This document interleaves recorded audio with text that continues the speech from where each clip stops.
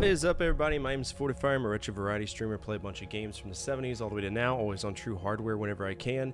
And tonight we're going to be exploring the history of Nintendo. We're going all the way back to the 70s. There's many games, like I mentioned to Volstead in the YouTube chat. We're not going to be able to play them because there is no emulation for the Laser Clay shooting system. That was an arcade game. Same with the original Clay Pigeon system. There's a lot. Did I just say Clay Pigeon? The Duck Hunt. The stuff that came out before the NES. We're going back all the way to the electromechanical games. We're going to take a look at them. We have it marked if we can't play it, so obviously we're not going to waste our time. A lot of the early Nintendo games were FMV with some really shitty, like little red box things, like Periscope. There was a Periscope knockoff, and there's quite a few things like that, but we're going to be checking out older games. Let's go ahead and start. Let's see what we're going to be playing. I am going to try to get an emulator to handle some Game & Watch stuff. I think that would be really good. Yeah, Radar Scope. Matter of fact, we could talk about him right now. Alright, so the first one, Laser Clay Shooting System. This is basically a big lane. Laser Clay Shooting System, Nintendo. It was like 5 different lanes with a little bench in front of you. And you could essentially shoot ducks or clay pigeons. A really small picture, really shitty quality, but you can kind of see what it is. I wish there was surviving footage of it. I think that would have been really cool to see, but there's no way we can do this. This would have been in 73. This came out after the Magnavox Odyssey, so that does nothing for us. Next up is Wild Gunman, which was on the NES, but this is the 74 version of it. And I'm sure it's still on the Nintendo Wiki as well. Let's see if we can find it. Yeah, here it is. So another one that we cannot emulate, but we can at least take a look at, is Wild Gunman. There was a little gun inside of this red cabinet, and you'll see this, most of them were in red cabinets, and you would shoot at a real-life guy. It was, whatchamacallit, it was FMV, right? So this game obviously converted to the NES for the NES Zapper when that time came, so we're going to be able to take a look at that. Then we got EVR Race. This is another one of the Redbox games. I'm going to keep it zoomed in, maybe we'll be able to just see the picture based on the size. EVR Race was a horse racing game. Again, we cannot emulate it. I don't know how it worked, how it played. Looks like there were 6 different gambling things.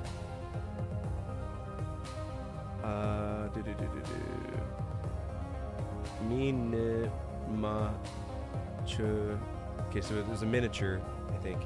Okay,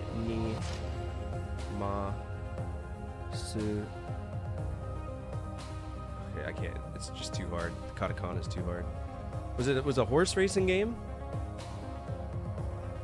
I think it's horse racing. Looks like a horse was on there. Extremely large, and 6 players could participate. In the game, horses race on screen. The players were required to predict which horse would win. It's very complicated, so they had a hard time managing it. Okay. Due to their experience with the VR race, Nintendo learned how difficult it was maintaining arcade games, which is fine because they didn't do shit with it anyway. Then we got the Shooting Trainer. What's up, Divine? How are you? Shooting Trainer. Another one. This is a gallery system. Looked like it had a rifle. Which FMV game was the first one? I have no clue. We can look it up. Moby Games FMV. It might be Badlands from Konami. At least that's gonna be one of the first ones. Oh, Cliffhanger. Yeah, Cliffhanger. Which was the whatchamacallit, Lupin the Third game. Y'all remember that? But that's not even really true because it came out long before. So it makes me wonder if this was actual FMV that the older games were. But it is what it is. Remember seeing a huge arcade? It's still popular in Japan. They do that all the time. Skyhawk was a sky shooting game where you were in an airplane, if I remember right. No, it looks like you were on a boat shooting planes that came by. 60-second game. No, thank you.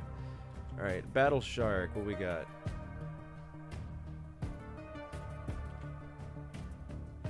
And another one. This time you're shooting boats.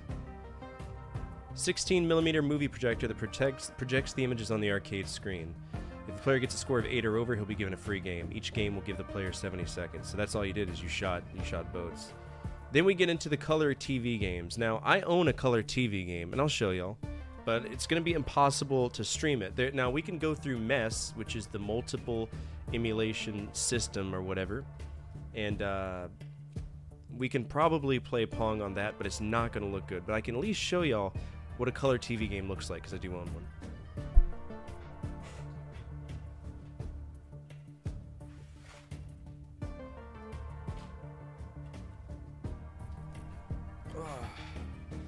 Alright.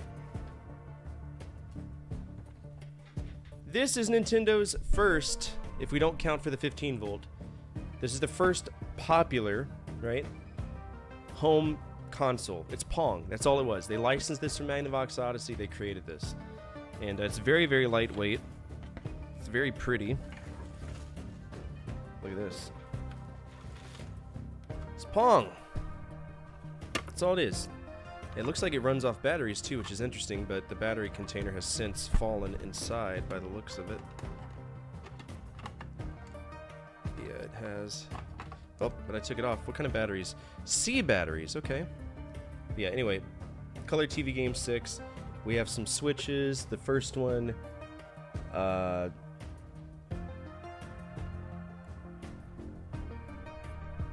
don't know what that says. God, I need to brush up on my katakana. Subido. Okay, whatever. Oh, speed. Speedo. Speedo. So we have a speed knob right here. Then this is booty. Yeah. Purea. Yeah. Purea. I don't know what that. I gotta work on this. Anyway, knobs. It's Pong. That's all it is. Pong. Put that to the side for a little bit, and we can't really deal with any of those.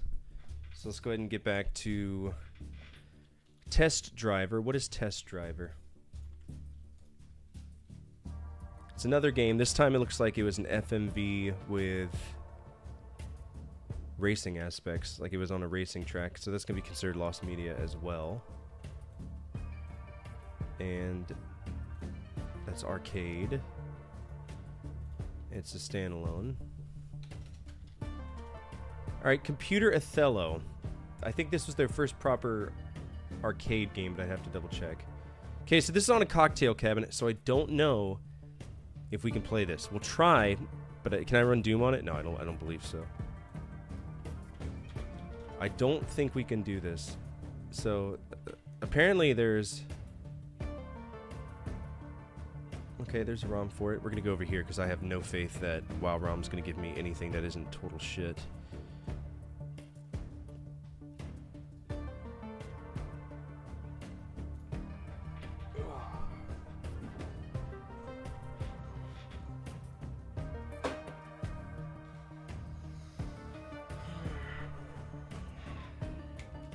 No, please stop downloading shit to my computer without permission and just download the ROM, you shit website. I don't like it very much. Alright, we got Othello. Will it work? No telling, but we can at least try. Alright, MAME, Othello, and let's see if it'll work. It does. Okay.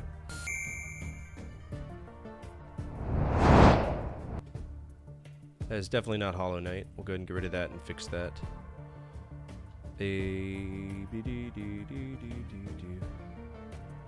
Alright, I just grabbed the logo here. And we'll put you...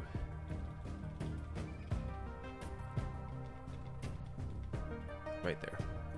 That'll work.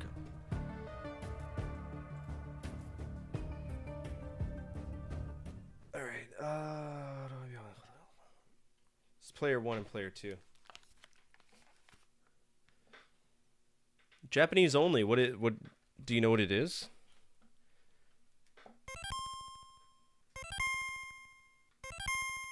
Alright, so this is Computer Othello that Nintendo...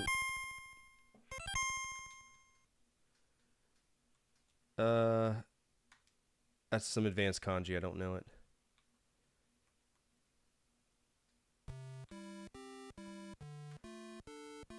So our whole job is just to capture other pieces, but I was never good at Reversi or Othello or anything like that.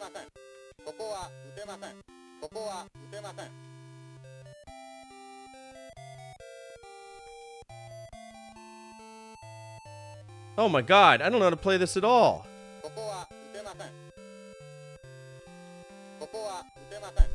Alright, I've made it abundantly clear I don't know how to play Othello, so let's learn how to play. Outflanking? He's probably saying that move's not allowed.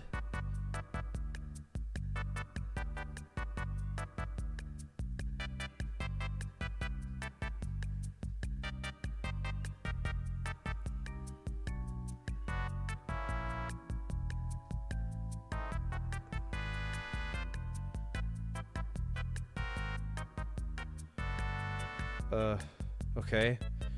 So we flank that. Then he flanks this one. Oh! This is stupid! This is a very stupid game. It's like Reversi, but sillier. I'm gonna take black so I get the first turn. Who's the smiley face?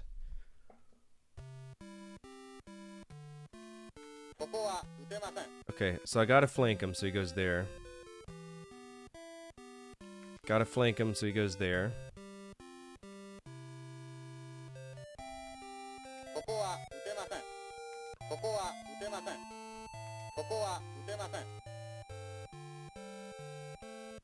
Shit, man. This is Japanese, so it's gonna be hard as fuck, isn't it?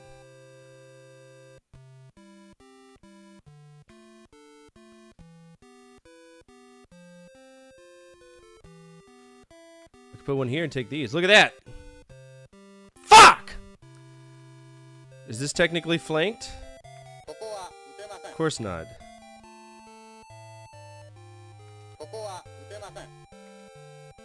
I think the idea is to get multiple in one sitting, but...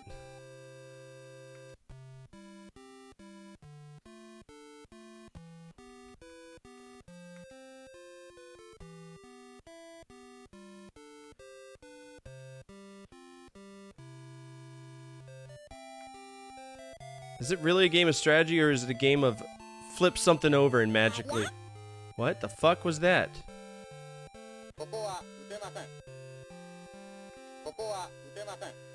Well, I don't know how to play it.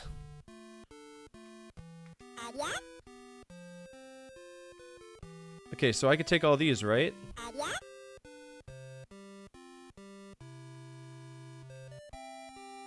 And all these.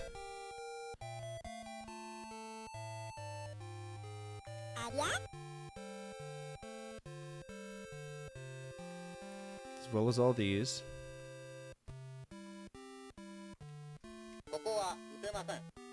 Koko wa tabemasen.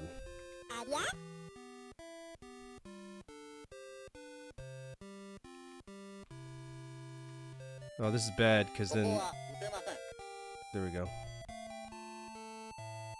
Brother, what?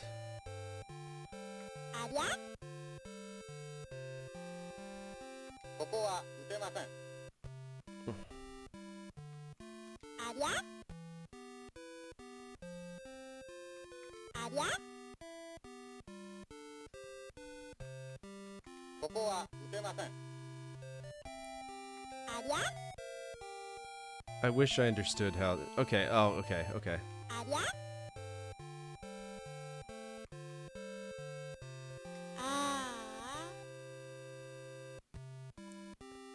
Gauging by the tears of the child, I assume that I'm losing.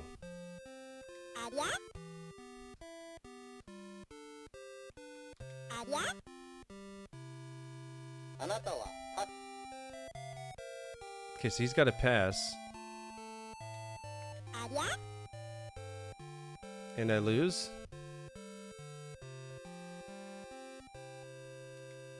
I think I lost, guys.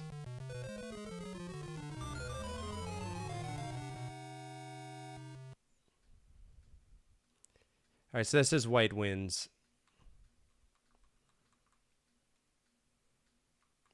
Okay.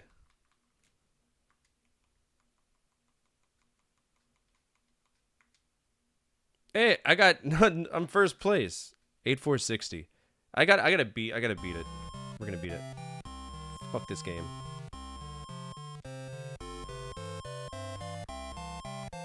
It's level 1. It's the easiest.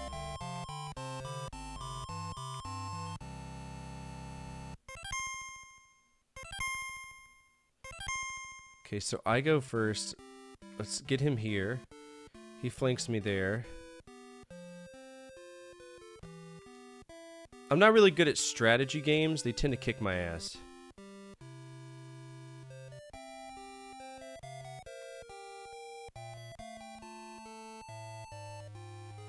But we gotta limit... Oh shit, we're doing alright. We gotta limit exactly how much is being... Fucking sake, dude.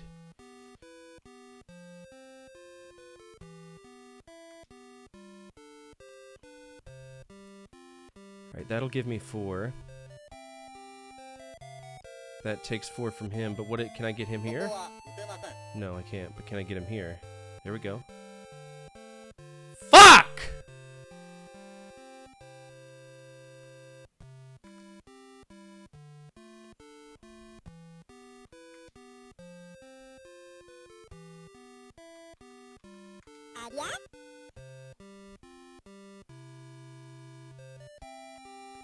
So this is different from Go, and I'm worse at it than if I was playing Go.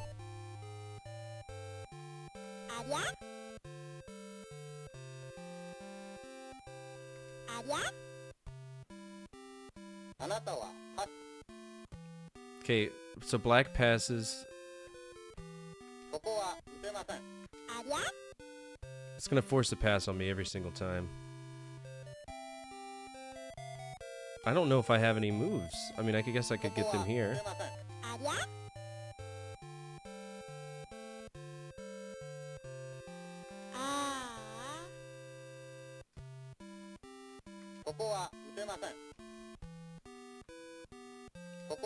He's about to take a shit ton of my pieces too. Because all I have is this. He's gonna put one right in that second row and fuck me. How does that even work? Oh, we're winning right now. You gotta be fucking kidding me. I'm doing good, love. How are you? Jesus Christ.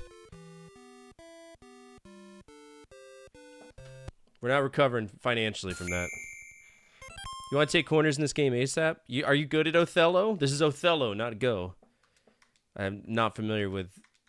I've never played it before, so I don't know. I know Go involves, like, surrounding pieces, whereas this is just a game of flanking. So it's very different. Alright, so I'll get 2 pieces right here. He'll get 2 pieces right there. Go for this one again, get that one, yeah? Take out all of these. But he's going to take those 4 right there if he was smart, but he's not. We'll take out that one to prevent that from happening. He can maybe take out 2, okay. We'll take out this one. He'll get a small flank there if he chooses, that's fine.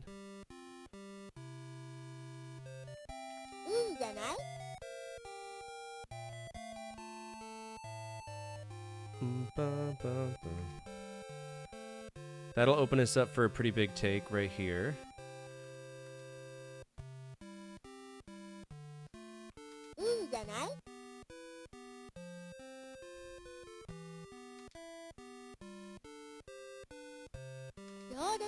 Oh, that's a total kill. I just fucking won! I just beat the computer! Oh shit! Yeah.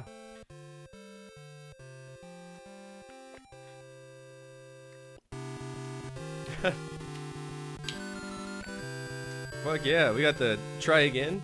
Okay.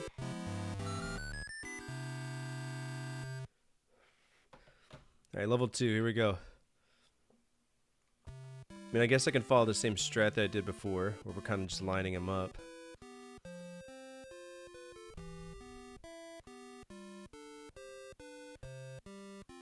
I'd rather do this. There we go.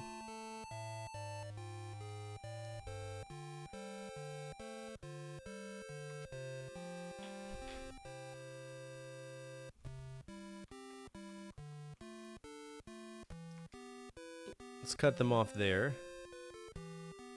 Okay, I see what they're trying to do now.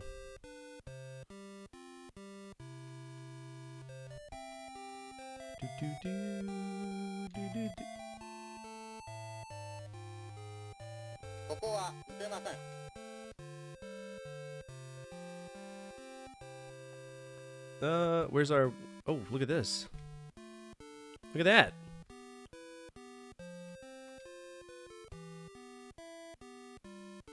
Okay.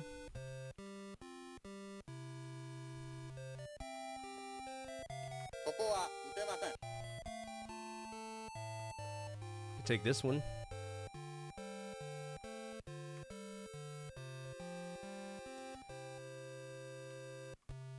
Oh, that was a horrible mistake, man. Look at that. Classic case of a blunder. What can I... Oh, right here. Yikes. Okay, now he could take the whole middle piece if he was smart. What are you talking about? You just stole a fucking turn from me! Oh, no, no, no. Yeah, I'm stuck in a... I'm in a situation. But I can get this. Corners is the whole game. Okay. Now they're about to take me there. That was smart.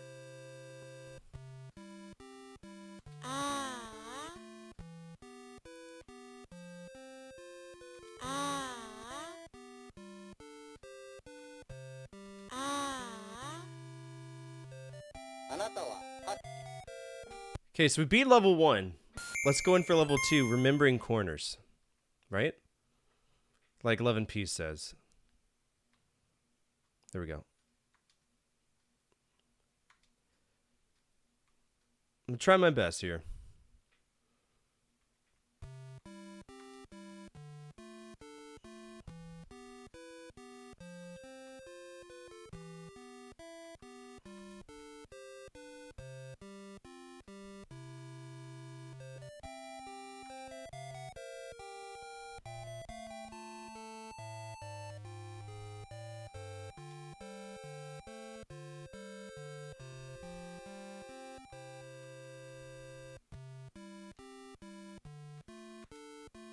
Rather take that, I guess. Damn.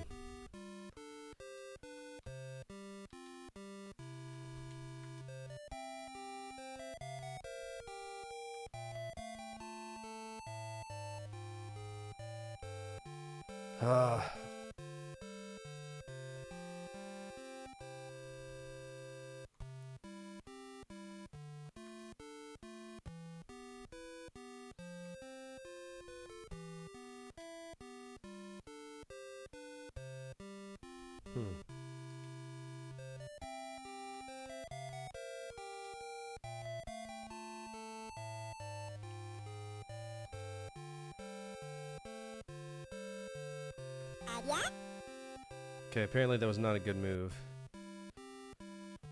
Whatever, man.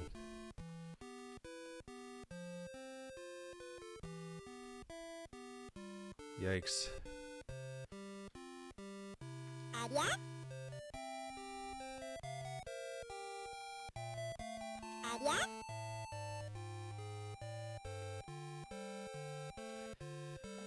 Okay, let's think about this. It's calling out blunders, which is actually very progressive of this. I just don't need to hear a child say it in my ear when it happens.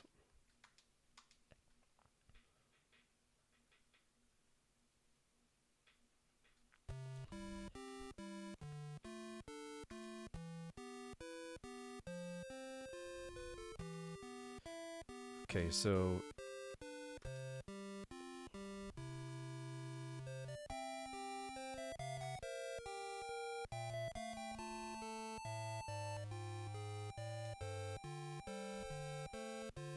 Okay, so it's a dangerous move, capping off. So that isn't dangerous, that's smart. So we gotta, if we put ourselves in a position where we know we're gonna be captured, That's where we start having problems. Like, this is fine, but that's also a capture area right there. Can't capture me from this end, though. And they also can't capture me from that.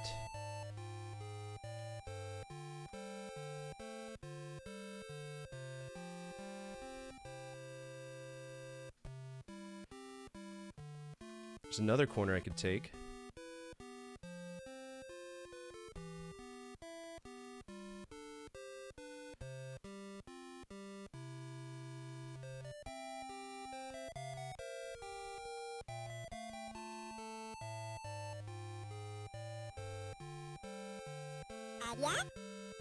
Blunder.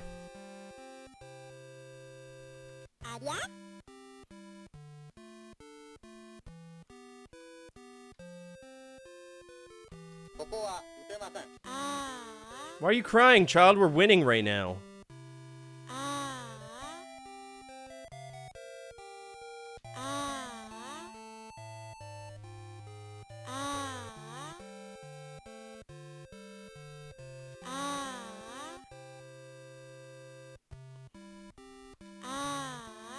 Is the computer crying? Because we're smoking him right now.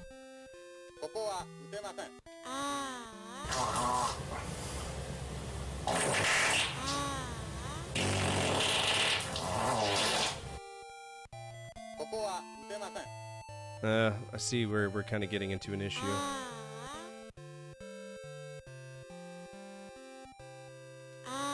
Oh my god!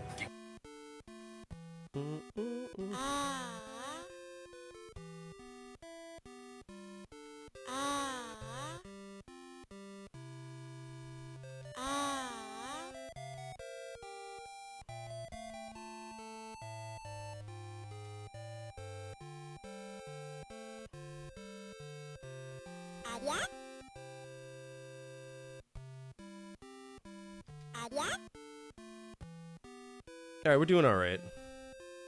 I mean, we lost, but it's okay. High score game, we beat level 1. That's technically a win. That's technically a win. Don't have to be perfect in all 5 games. We beat level 1, which was kind of, I didn't expect. But, we did it. So, that's enough for that. Thought I was white? I mean, I am. You think I'm black?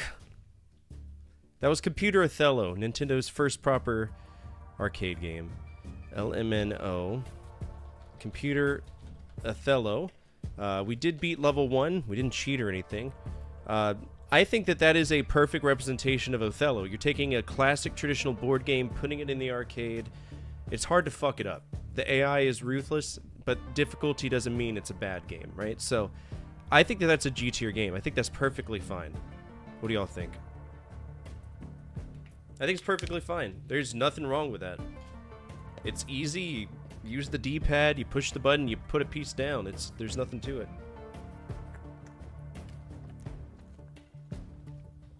I don't see any. Yeah, I'm gonna give it a G.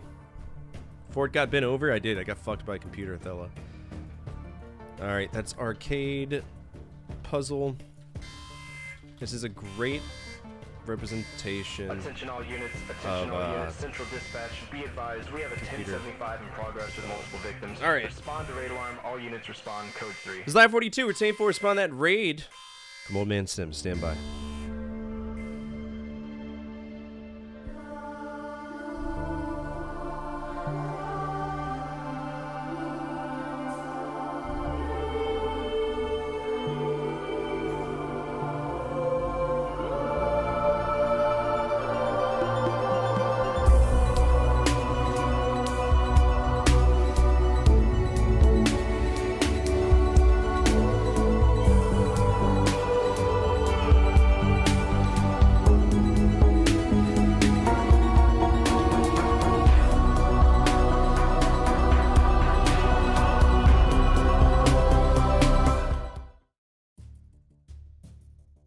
Wouldn't that be something if my house was really burning down?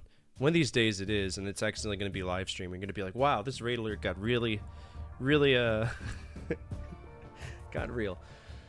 All right, welcome. My name is Fortifire. I'm a retro variety streamer. I play a bunch of games from the 70s all the way to now, always in true hardware whenever I can. Tonight we're checking out the history of Nintendo. I'm not sure how far we'll get. I don't know if we'll get through the whole Game & Watch library, but we'll try our best. For anybody watching over on YouTube, what's up, Chase? How are you?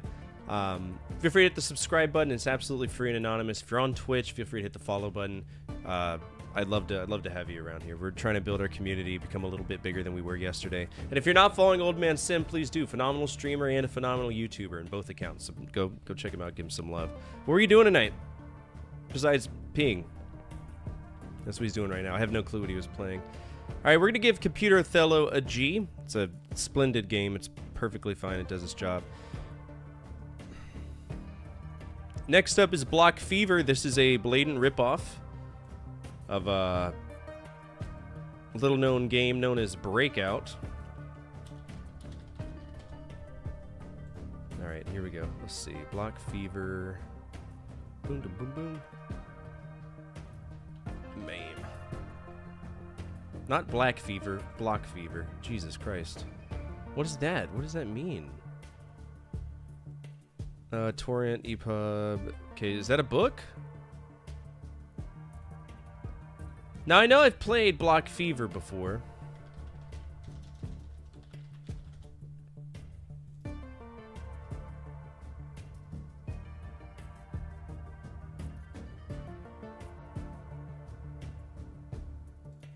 Oh, apparently I can just get it here. Okay. It's a 7-zip. Let's see if that might actually work the way it's intended.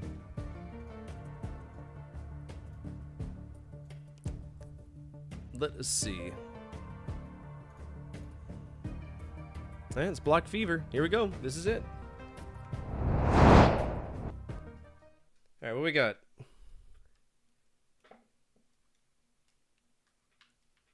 Okay, so this is obviously a paddle controller, and I do not have a paddle, so this is going to be interesting. I mean, I got a paddle, so we can...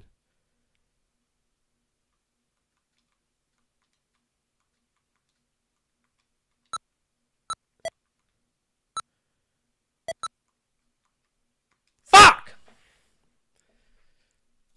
It's going to be hard. Yeah, Nintendo history. That's what we're doing today.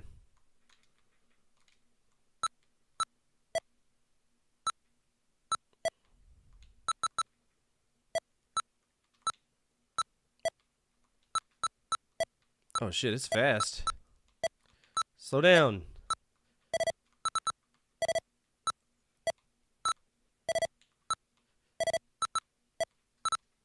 Fuck.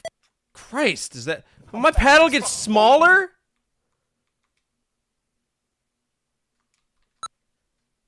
Correct me if I'm wrong, but my paddle is 100% getting smaller.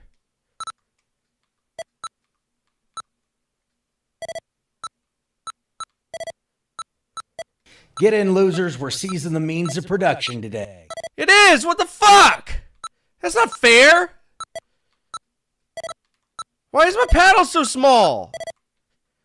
Hello? Oh, we're Nintendo. We gotta be different by fucking you. That's cool. Love to see that.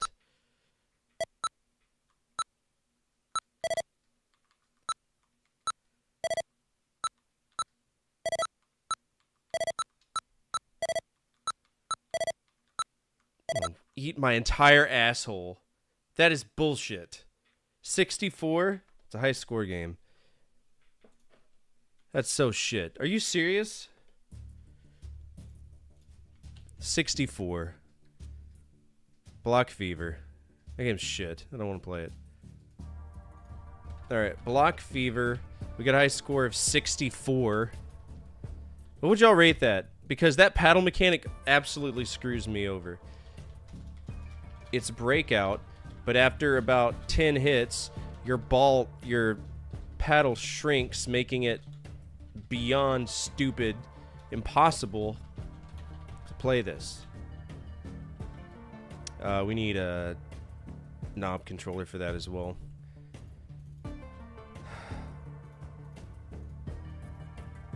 We'll mark this as red. And then we'll go back and we'll try to play this again. I'll actually make it a revenged high score. Not that. This one.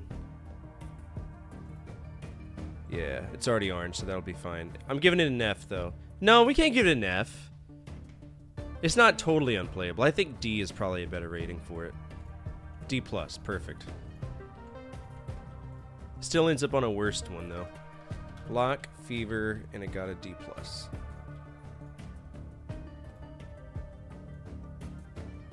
Alright, go ahead and get rid of this one. Space Launcher. This is probably another FMV game. No, this looks like it's a clone of... Interesting. Space Launcher is an arcade game. Eventually we're going to get to Nintendo on like the NES, and that's all we're going to ever play. It's going to be interesting. We will see. Is this... Wait, this came out 2 years before Frogger? Did Konami rip off Nintendo?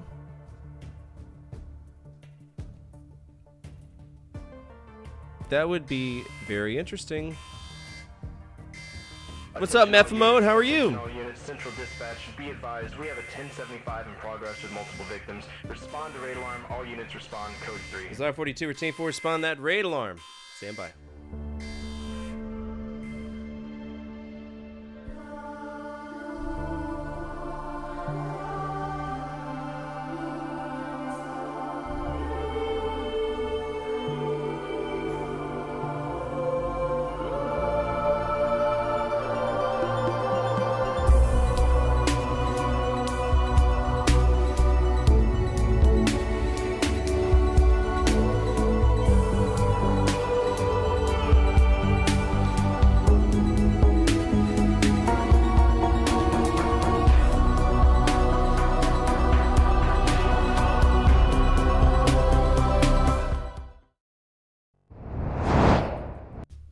What's up, everybody? My name is Fortifire. I'm a retro variety streamer, play a bunch of games from the 70s all the way to now, always on True Hardware whenever I can. And tonight, we're exploring the history of Nintendo. We're going all the way back to the early years of Nintendo. Right now, we're in the 70s.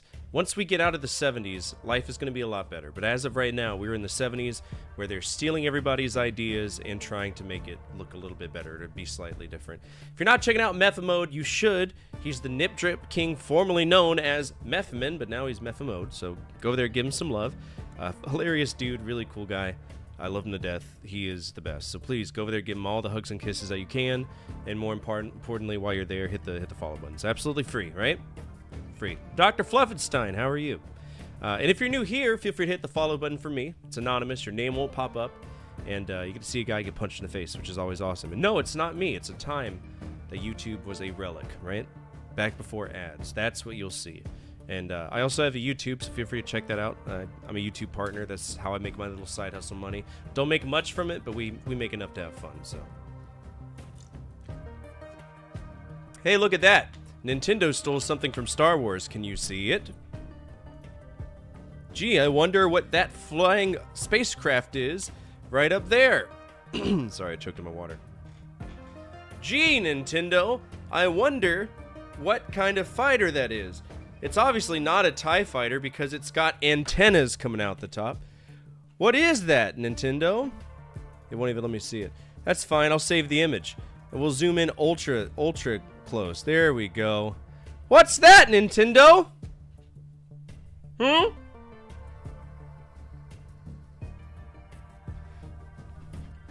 This game's gonna suck massive chode, isn't it? Yeah. Speaking of which, that's a Star Destroyer, or whatever it's called. Legally distinct TIE fighter? Is that what we're calling it now? Alright, let's go ahead and play it. Space game. Space Inc. Still, they still don't say Nintendo here, which is interesting. It makes me wonder why.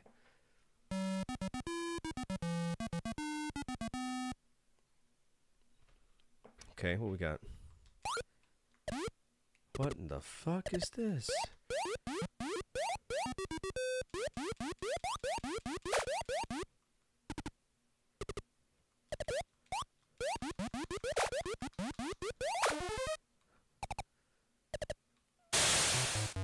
What the fu- Why did I die? First of all, those are sprites you stole from Space Invaders, Nintendo. I'll have you know that. Oh, I crashed. That's why I didn't land it in the strangely uterine hole good enough. Oh, there we go.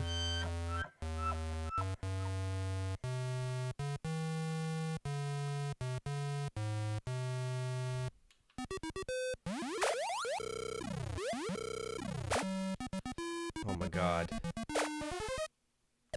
Oh, I gotta go back and forth? Why?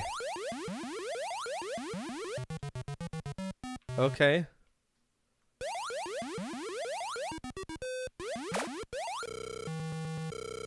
So we'll go for the 100 this time.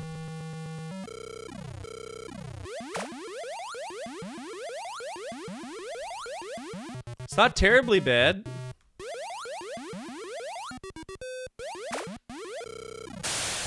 Hello? I killed him first. Dick.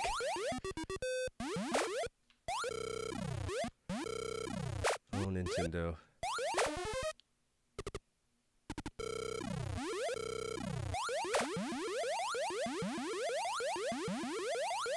There we go.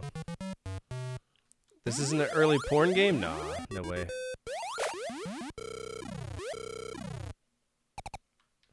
I can't go backwards. There we go.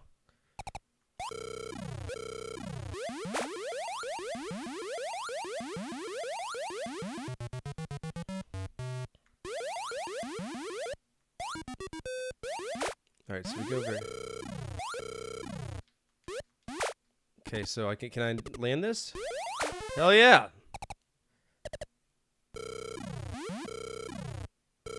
So I'm getting all these extra points, but we gotta dodge them now. Whoa! I'd play this in the arcades. I just want to know where the difficulty comes into play with this, because it's kind of like... This it?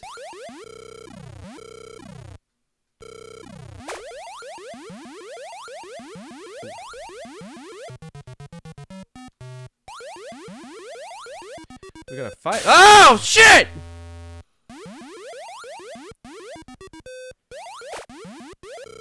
The 500 moved. Oh, that's not fair at all. I gotta settle for 100. Hey, Meow, or, oh shit, I thought you were Meow. You had the same color. My bad. Take care. Thank you so much for hanging out with me today. I greatly appreciate it. I mean, trying to line up for the 500s, whatever. Alright. 10,000 points. We got 10,000? That's not bad. Alright, 10,000 points. It's not a bad game. Space Launcher. Okay.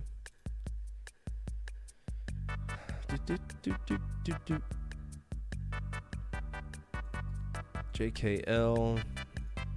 Space Launcher. I mean, to be fair, it is called Space Launcher, so that kind of makes sense. What would y'all rate that? B-? This game is neat. It's like an early version of Frogger, but full of repetitive bullshit that's hard to avoid. We're still on for it tomorrow, yeah. That's what I was about to say. I'll give it, I think that's a B+. There's a lot that it needed to be work on it, but it's alright. I'm not gonna complain too much. I know for a fact that Space Fever is the Galaga clone. So let's see what Space Fever is. I'm pretty sure I played Space Fever before. Yeah, it was more Galaxian than it is Galaga.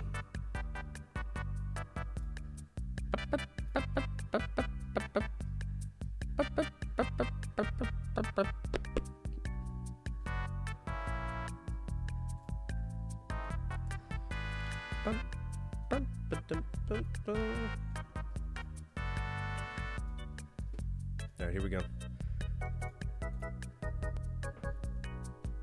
Okay, so they used the same layout as Space Launcher. Let's go game A, I think. Okay, this is Space Invaders. They've ripped off Space Invaders. This is 100% Space Invaders. Except the reason it's not Space Invaders is because the second row just magically shows up whenever the fuck it wants to. Okay, okay. Is that box 5th? What's that doing here?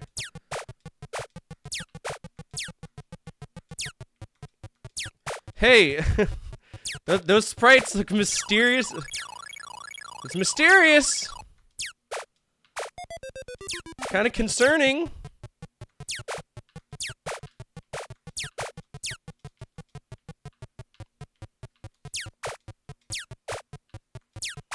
Yeah, we're doing Resident Evil tomorrow.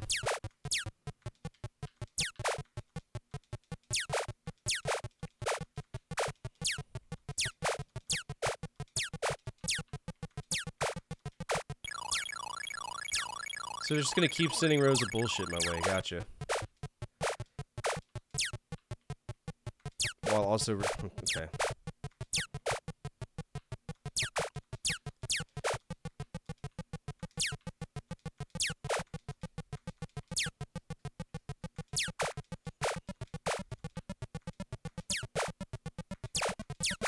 They're eating all my shit.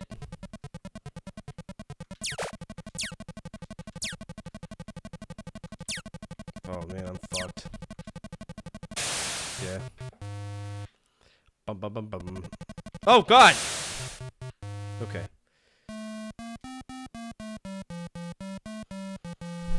Let's put Bach in our space shooter. What could possibly go wrong? Okay.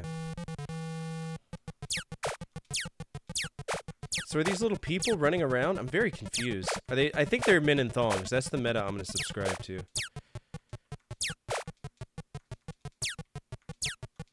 Still think Space Invaders was better. So basically, what I was thinking of. Thank you so much for that follow. I appreciate it. Fuck! I can't believe you've done this.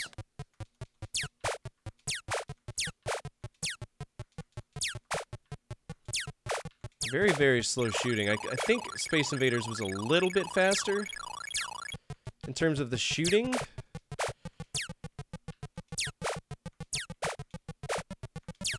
Damn. Bum bum bum bum. Diablo Immortal? It's a lie.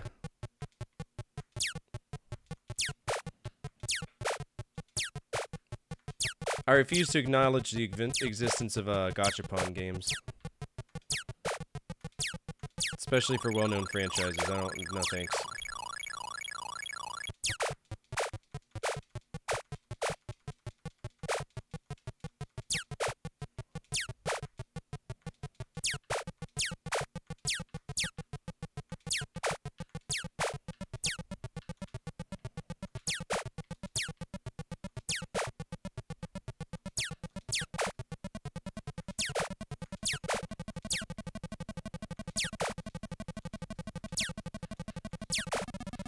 Oh god.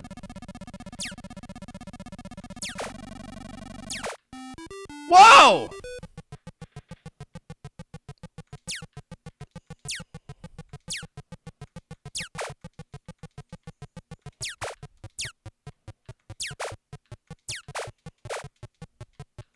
So the only thing this has on top of Space Invaders is that because there's not that many sprites showing up, it doesn't start off so painfully slow, if that makes sense. Where they kind of come in, I think that's a cool idea, but it's very much a ripoff. And I can't give ripoff games max points that I would for, you know, say a novel idea. I'm not okay with that at all. That's fucked. This is arcade, yeah. Alright, 1420. 1420 for Space Fever. No, it was no. No.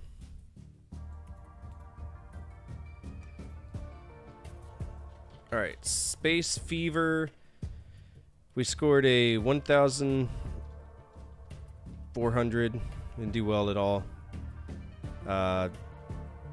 I'm gonna give it a C-. It's a ripoff. It's a ripoff of Space Invaders. But at least it loads the sprites in such a way where it doesn't get painfully slow at the start. It's funny too because Konami, their first major arcade game was Space King and Space King 2, both of which are Space Invaders. So pretty neat that happened. All right, here we go. We got Game & Watch games. Let's see if there's any way to emulate that for y'all.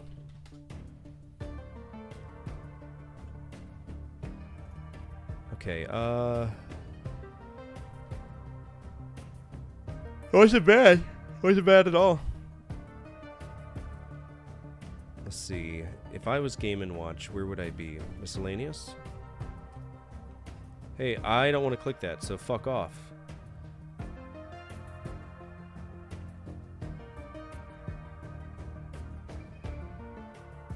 Okay, so where are your Game & Watch ones? Game & Watch emulator.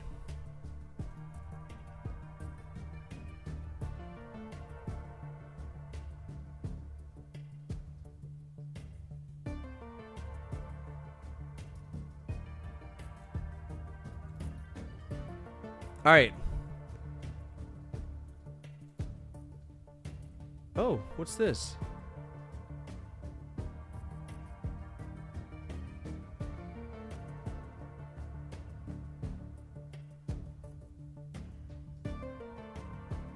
Oh, this is cool. Wow, this is really cool. I own these. Okay.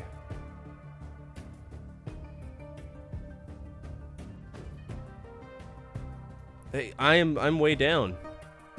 Yeah, apparently I can. That's interesting. All right, D, left arrow. Oh. Okay. I'll take it. I wish I could give this guy money. This is really cool.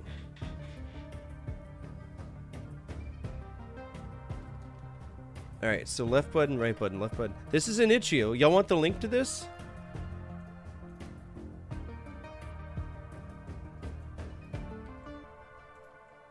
There you go. Click on that. That's insane. How many of these have I missed? They got they got everything. No shit. Wow.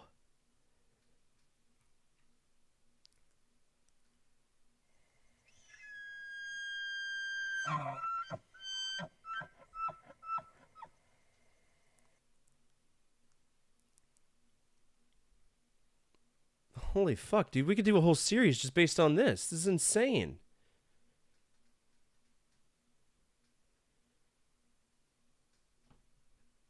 I mean, I know they're recreations, but still.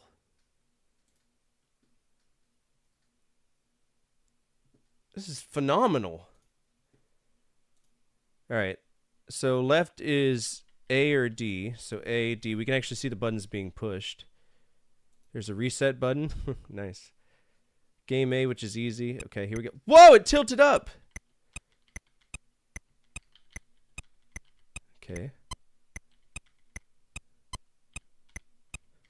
So do we just catch the balls? Yeah, we just catch the balls.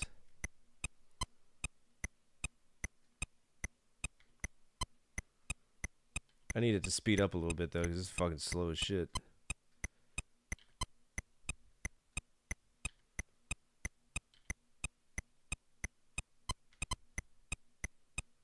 I love Game & Watch games. Can I flip it over? I don't think I can.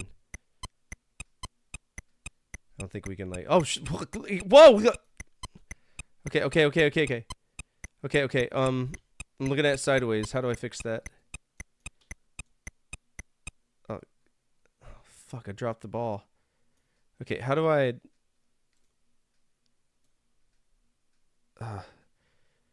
Okay. He's even got the instructions, dude. This is so cool. But I need to. All right, we're gonna reset game A. Don't push the buttons. Buttons are a bad time. All right, Daddy didn't raise no bitch. We're gonna get a high score on this. My favorite one's Manhole though. If we ever get to the Game & Watch gallery games, you're gonna see it and you're gonna love it. It's really solid on the Game Boy.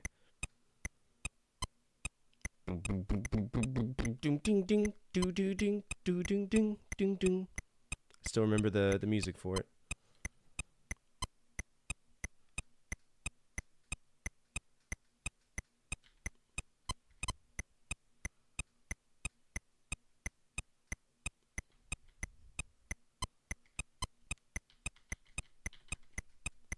Speeds up around 11, not bad.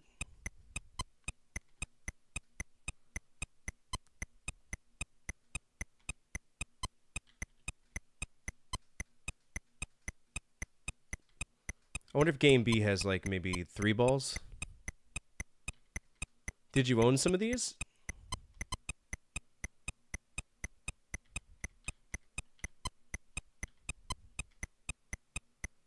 Like I said, all I had was Game & Watch Gallery on the Game Boy. So it had Octopus, Manhole, Fire, and I think like Octopus, Manhole, Fire, Octopus, and I think Oil Panic. Yeah, I play them in the browser.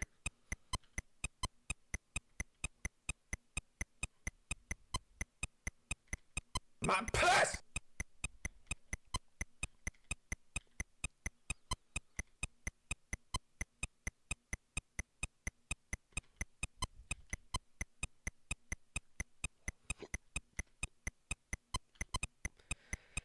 Gunpei Yokoi invented this with the intention of having a game that people could play on the, on the train, and this is exactly what this is.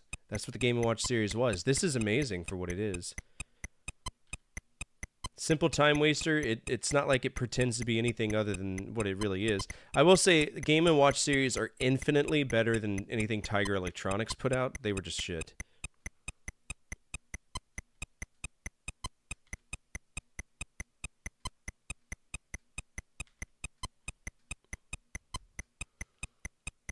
Do I just go until the high score? Because we could go forever. This isn't hard.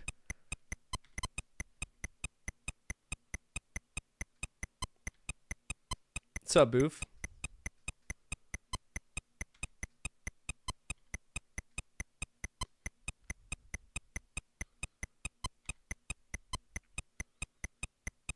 We're at 67 right now.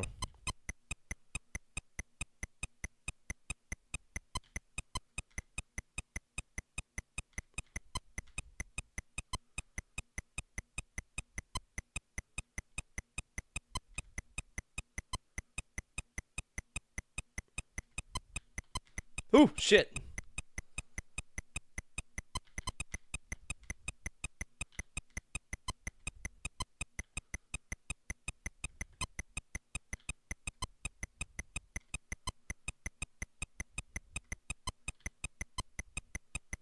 You know what's funny? Now we need to make a tab for dedicated handhelds, because that's exactly what Game & Watch is. Never thought I'd be able to emulate them correctly. This guy's done a good job. Bear that in mind whenever we do Handheld Havoc, because all of these games are going to be considered handhelds. Okay, so at 100 points, it slows down again. Does that count as a win? Because this is slow again. I think it goes off that last integer, or the last 2 integers.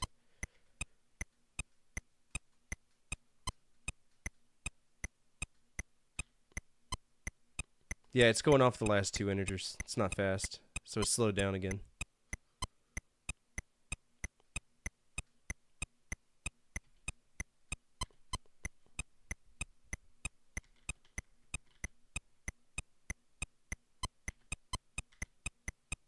Maybe I can get to 200.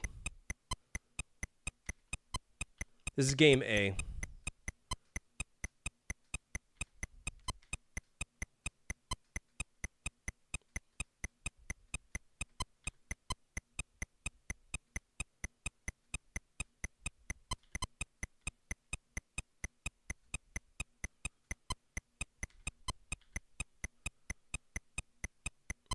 I think Firefighter was like one of my favorite. Firefighter and Manhole, because it's just you're constantly busy.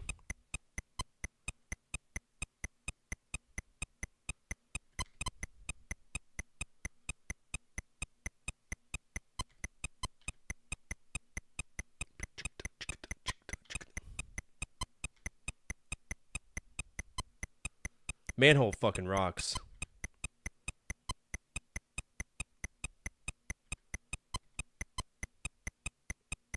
I'd buy this too, believe it or not.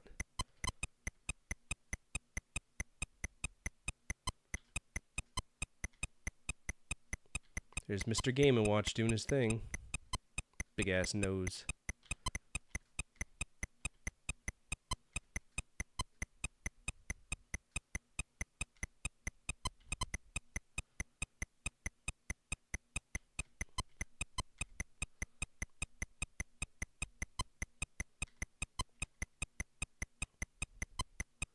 Dude, right? I'm telling you.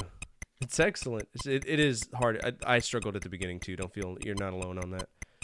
Because I feel like enemies can see you over the railing, which they can, by the way. That's why you don't walk close to the railing. They will see you every single time. They're smart like that.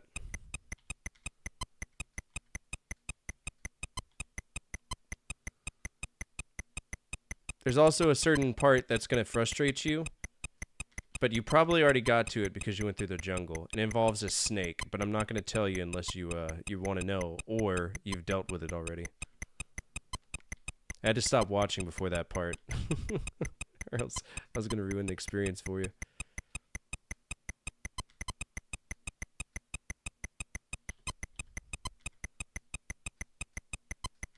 Alright, I think at 200 points, I think it's fair to say we beat this. If it resets. Basically, there's going to be a point where you find a egg and a snake, right? It's going to be in a box, and that snake will eat all of your rations, so make sure you find an egg. It's weird. You got to wait until the snake gets on top of the egg, then you activate the egg, and an owl comes out. It's fucking stupid. Alright, I'm going to call this a win. That's a double reset. We beat 200 points.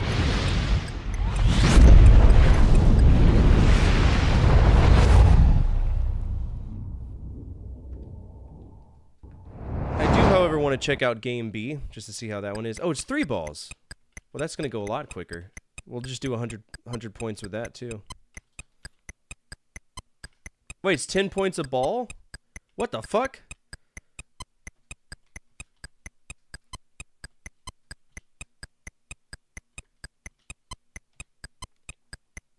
This is so much more chaotic. I want 4 balls. Give me all the balls, dude.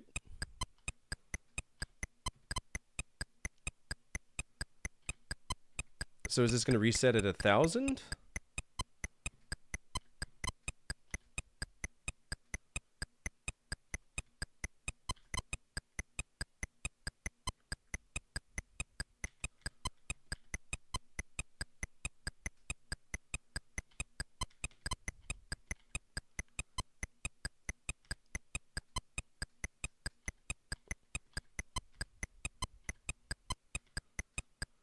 I might have to make a YouTube post about this. People need to know about this website and what this guy has done to preserve this. This is insane to me.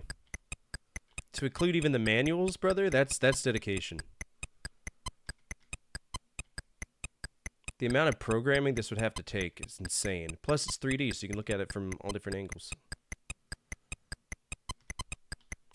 Also, this guy's got unnaturally long spaghetti arms. I just realized that.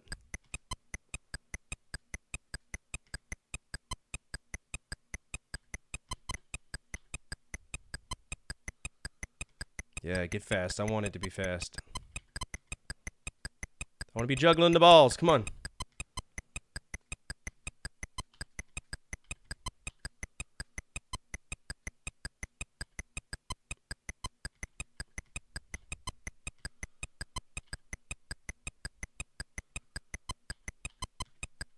Hell yeah. I mean, I could basically cheese it, but what's the fun in that?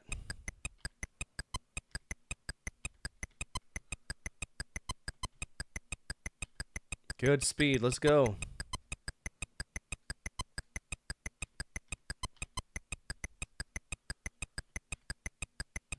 Oh no, it tricked me!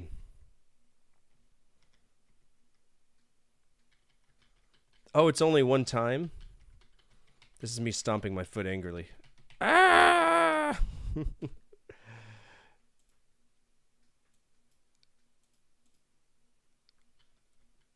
What does the time do? Does that tell me like what time it is? Oh, it does, dude. It's 11:25 real time for me. All right, let's take a look at this. This is pretty cool. All right.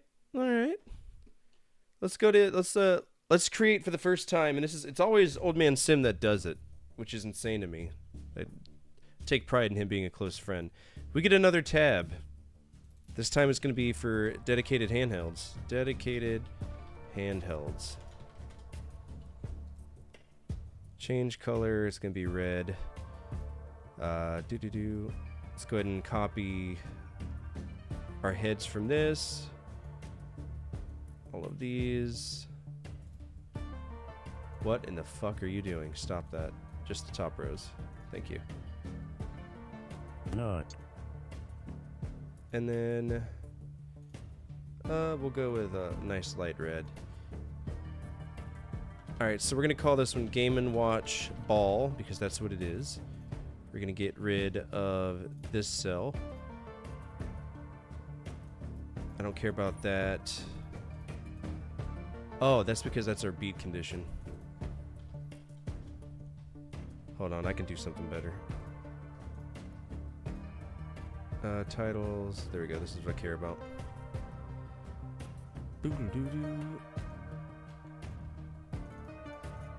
Alright, we can mark that as beat because it was.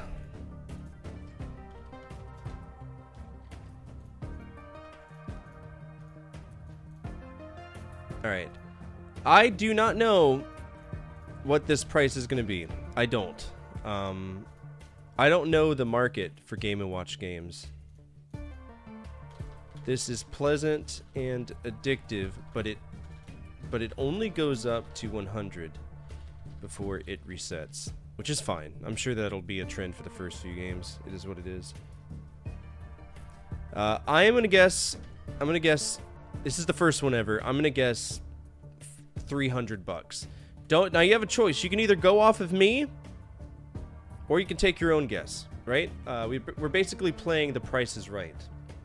And if you're the closest without going over, you can win yourself 0.2 good boy points that can be redeemed for an override if you get 5 points, okay?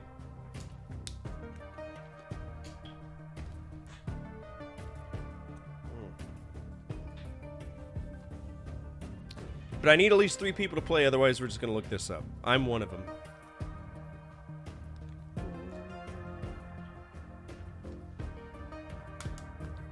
Alright, let's go ahead and look it up. Oh, it starts juggling fast. Why wasn't it that fast when I wanted it to be? You're going $1? Alright, Game & Watch Ball. Here we go. Okay, so if we were to buy it from Japan, and I'm assuming this is not the original, this is probably some re-release. Because it's Club Nintendo. Nintendo didn't really have an identity like that back then. So, I don't think... Yeah, this is... Game & Watch 001, it's the first one. But it's a remake. Oh, it's not so bad. So here's the thing, all of this is Club Nintendo. Okay, so this is about in the right range. This would have been the original one right here, not Club Nintendo's bullshit. Given the box. Oh, look at this. Dwayne Go, or whatever his name is, drew all the balls in there. Isn't that pleasant? Okay, so I would not collect the Club Nintendo one. I would look at the newer one. Although I would collect this. It looks pretty good, even as the Club Nintendo one. But, I tell you what, because it was re-released, let's do a poll real quick. Should we go off of 4 dedicated handhelds? Should we go off of the price of revisions? Yes or no? I'll let y'all vote. Over on YouTube, I'm going to do this for y'all as well. It's going to be a little poll. Y'all can join in if you want. 4 dedicated handhelds.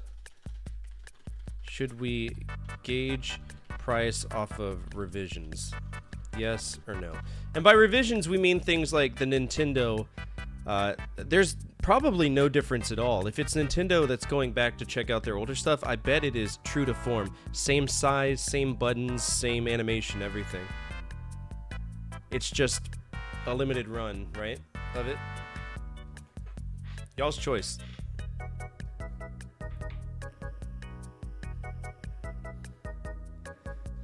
Alright, so we're going to go off of the originals. So far. I don't think there's that many people in the chat right now. But looks like I'm out. No, this is timeout toss-up. This is a knockoff.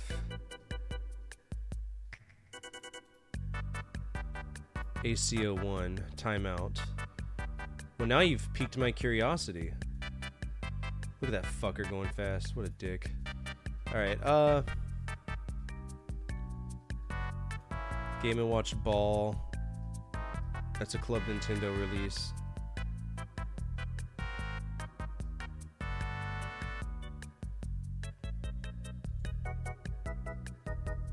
Is this Club Nintendo? So there's your difference right there. It's going to be RGW 001.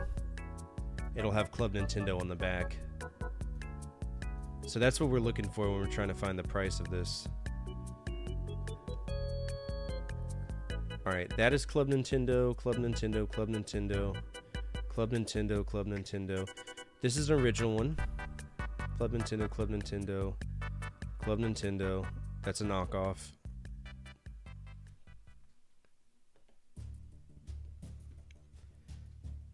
Club Nintendo.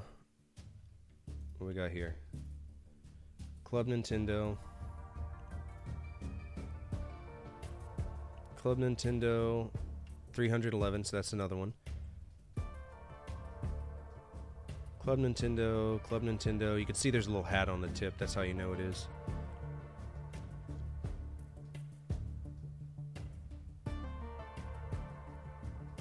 Not for resale. That's probably Club Nintendo too. It is. Okay. 311 looks like where we're going to be for this. Alright,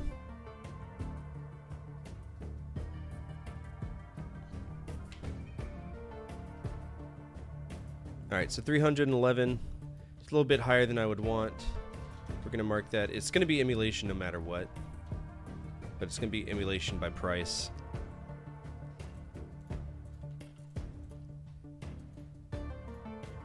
And this gets marked as, we'll put it black, that's fine. Episode tracker, we'll add a dedicated handheld one right here. DH, and we'll add GNW ball, which got itself a G. I'm the closest with me saying 300, so I'm going to get the points, but let's bear that in mind for the other ones, that they are going to be expensive. Ridiculously expensive. Alright, Game & Watch. Oh, Fire! I love Fire! Fire's a lot slower than the other ones. Let's see, here's Fire right here. God, this is so cool, and it's pretty blue. Look at this. Part of the Silver Series, RetroFab. Is this his own proprietary emulator? Game A, here we go. Yeah, this is my favorite one.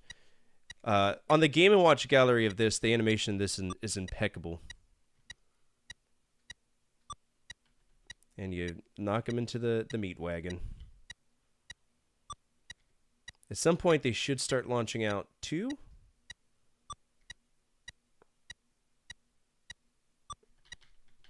They move around pretty fast. Is it only going to be one child ever? Because this is going to get boring as shit fast.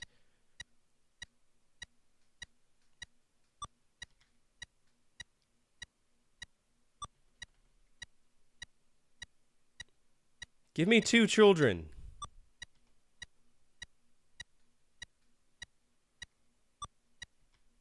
I like the animation. The animation is good.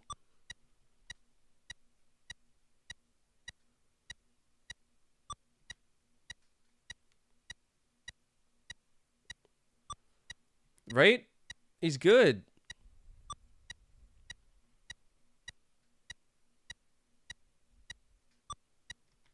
There's the second child. Told you there's 2. Is it every increment of 5 they give me more children to bounce around? Oh shit.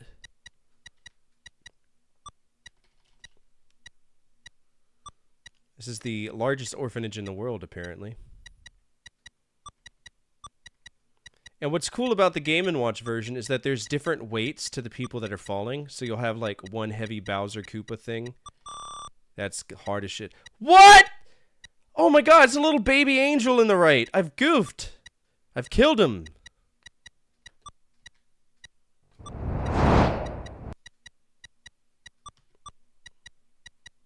I think I dropped Zordon.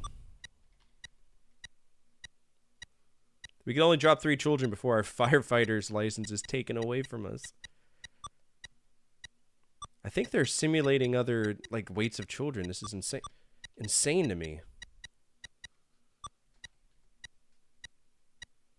I think occasionally they might skip.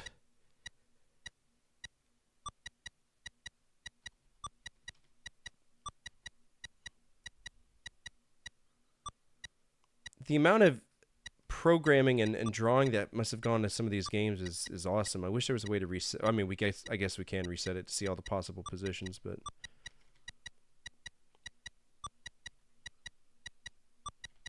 all right, now we're getting 3 children. We're in the upper echelon of fire rescue. The fire is getting out of control. The children are jumping out quicker now.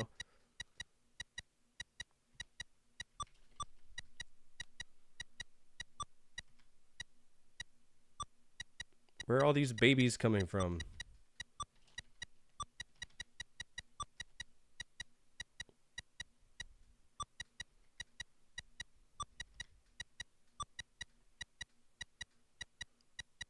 I'm very pleased we found this website just by a Google search. I never would have thought of looking up Game & Watch online. People need to know about this. This is cool. All right, give me a second. We'll summon the wheel of bullshit after we do this. See if it'll reset to 1 child or if it's just going to keep giving me more children.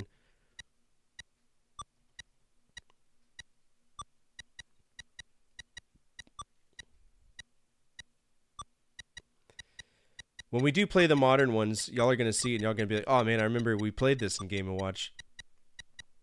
And how slow it was and how interesting it was.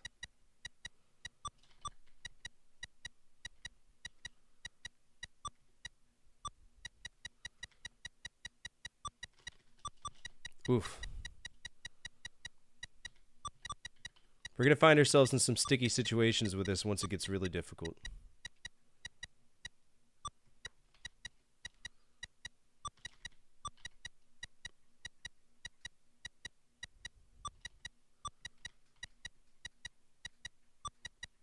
We're back to just 2 children floating. Why? Okay, there we go.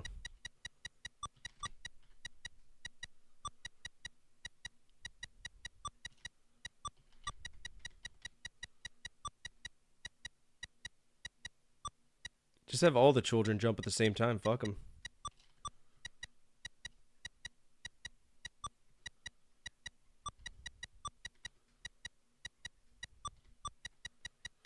And I think that's what makes this challenging. This is not smooth scrolling, right?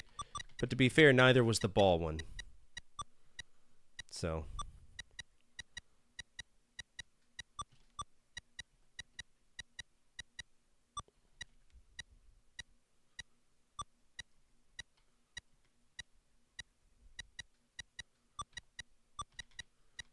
I wonder what game B is for this.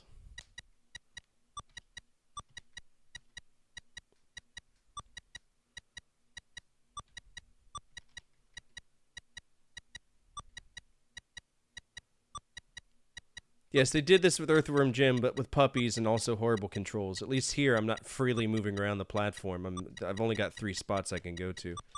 That was a death choice right there. There was no way.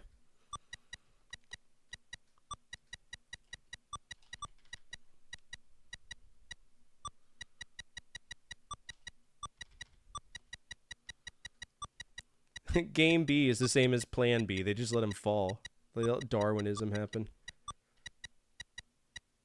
I saved 53 children. I think I'm going to put that on my sheet, too. My score is going to be 53 children.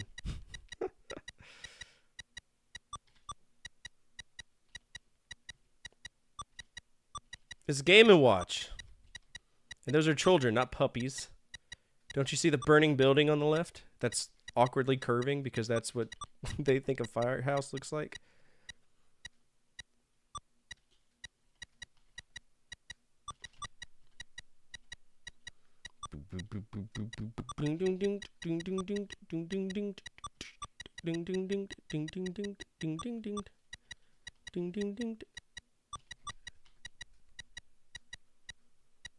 Nick, this website's awesome. It emulates every single one of like these old Tiger Electronics games, the old LCD games, so I don't have to worry about setting up an emulator or anything. We just go to the website, click play on it, and It's a 3D model. I can actually move it around. It sucks because it's hard to get it back in the regular position, but...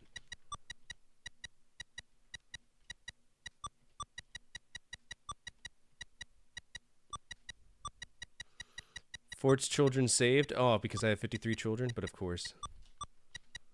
Apparently 69 children now.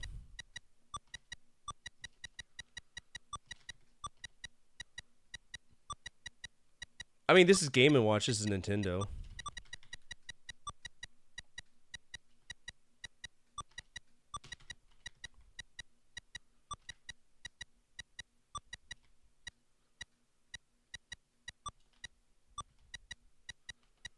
I need it to get harder. Come on.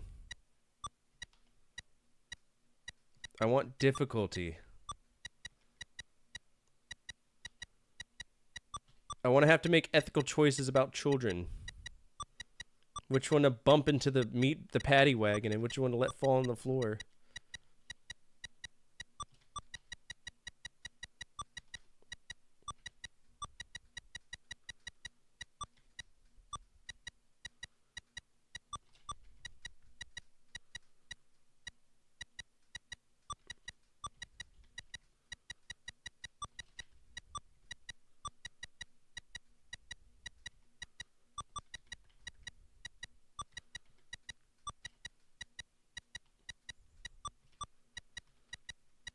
I love this game.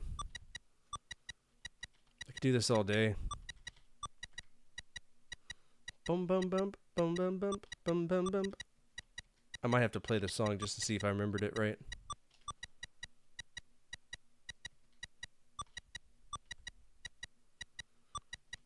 The Game & Watch one also had, or the gallery remake of it has bombs, and if you end up throwing the bomb in the paddy wagon, you lose a life. So you gotta let those fall, but you gotta make sure the Yoshi eggs land over there. The babies that jump out land over there. There's tons of things. Baby, I think it's like baby Toads and baby Donkey Kongs and shit.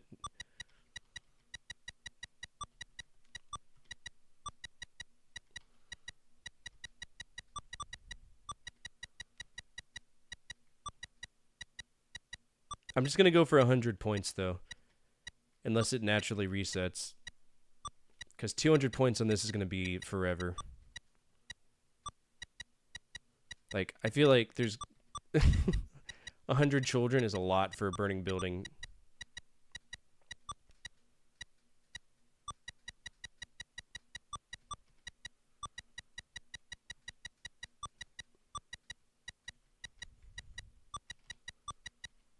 And all they got to do is touch. The minute they touch, you can move. Okay, so we got 100.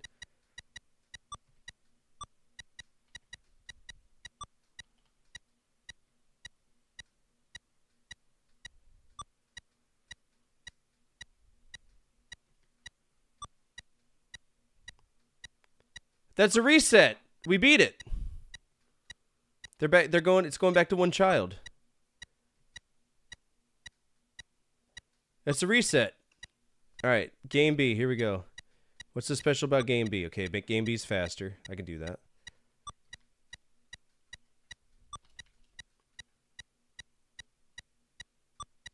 Let's see if we can beat Game B.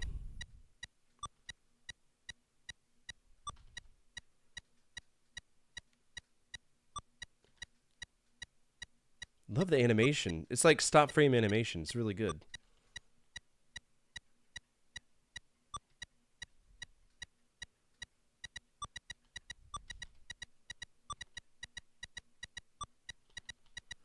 All right, so at 4 kids, they're throwing more kids. That's what we like to see. I'm excited to have 3 kids.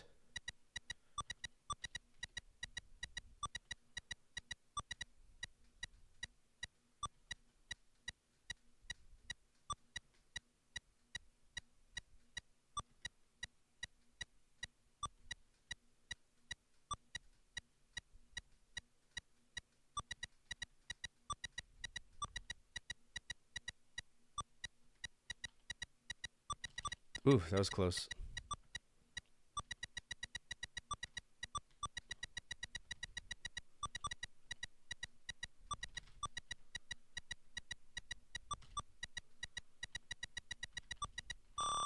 That was a hard choice, you know? Also, why are these children jumping out ass first? I'd jump out back first if I was them.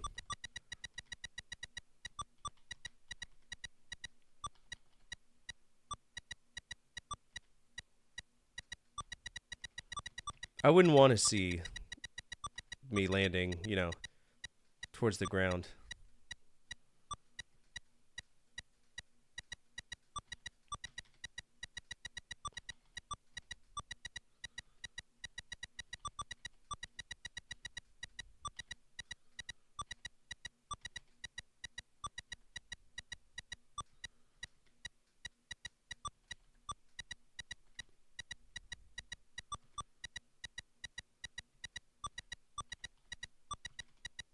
I'm so happy we were able to play these.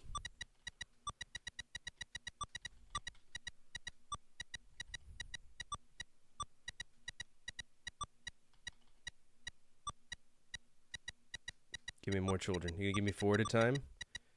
I know you can figure out 4 at a time programming. Come on. 2. Come on, give me that third one. Come on.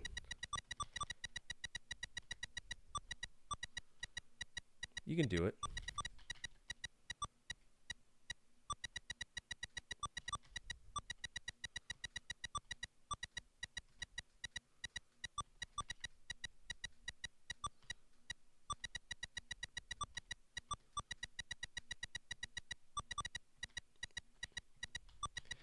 That would have been way too hard to choose.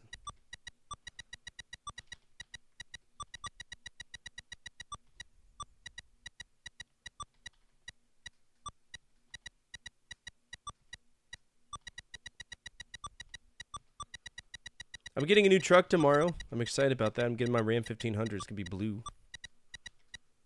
I got permission from Amanda to go get it. Finances are good enough to get it right now. Why are there not 4? I feel like they could pull off 4.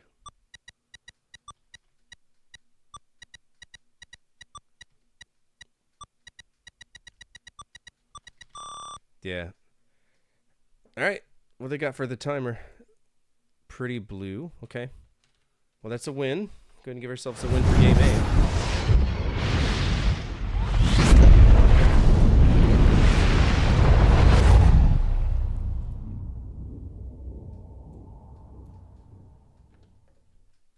I just realized there's something else. You can actually see the packaging of this too. And I clicked on the other packaging. It's called Timeout. And you can flip it over.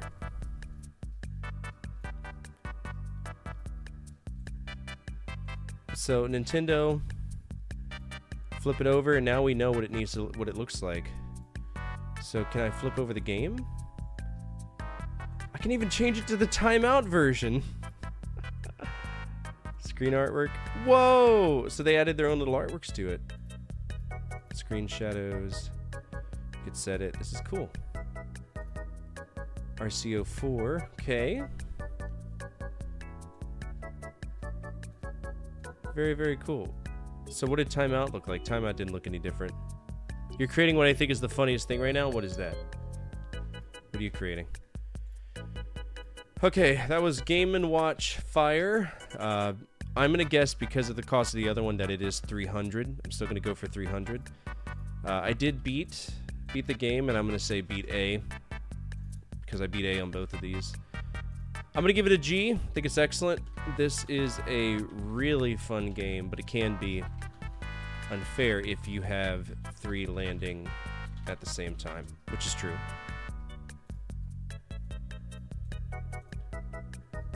All right, y'all want to guess the price? Nick says 50. Old man says 200. Bum bum bum bum bum dum bum dum. Bum bum bum. I don't know if Club Nintendo did a release of this one as well. Game & Watch Fire. All right, 250 me. Okay, so this is the original one is 190. 119. 95. Okay, this is 95. So I'm already out. 80. We got down to 80. 60. Oh no, that's fucked up.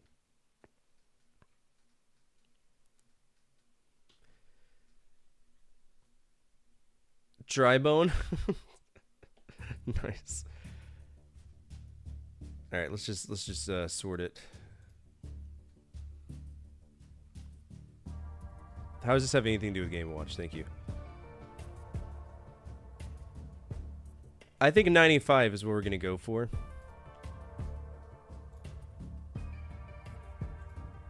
And that is, I guess Nintendo only did the first one then, eh?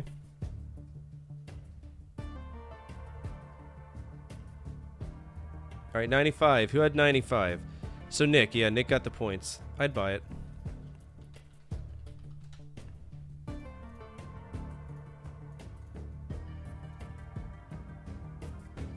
All right, Nick, where you at?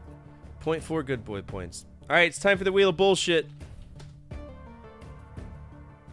Switch wheel file, open the WOB. The WOB. All right, so here's the rules for this. If you're on YouTube or if you're on Twitch, everybody who's here, you can add one game of your choice to this wheel. It can be a shitty game, it can be a good game. Either way, it's a game that we have to play, gets added as an override. You don't get or lose good boy points for this. And, yeah, it's a good time. We can pull Contra 3 off, though, because we started playing that. Pull that. And the rest are fine. Blaster Master, I've already beaten. Now, we could do Blaster Master Jr., which is the next game in it. Bram Stoker's Dracula Sega CD, okay. Bram Stoker's Dracula on this Sega CD. We could do that. Flicky, Sega Genesis. Bug, we could do that. It's Bug.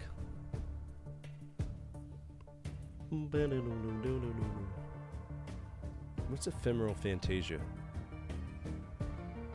Did we beat Blaster Master for the Genesis too? No, probably not. Blaster Master, let's see. We care about it in the order of release. I think the next one's Blaster Master Jr. on the Game Boy.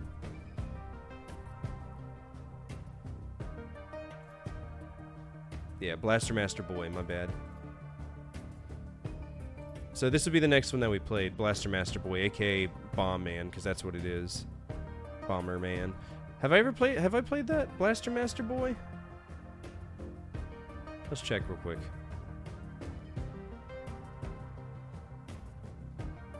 No, I have not. Hey, your choice. You want to add it? We can. Alex Kidd in High Tech World. Wasn't that a Sega Master System? No, I've already fucked it off.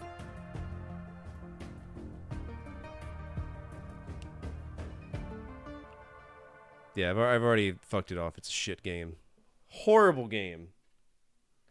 Shocker that you want me to play it.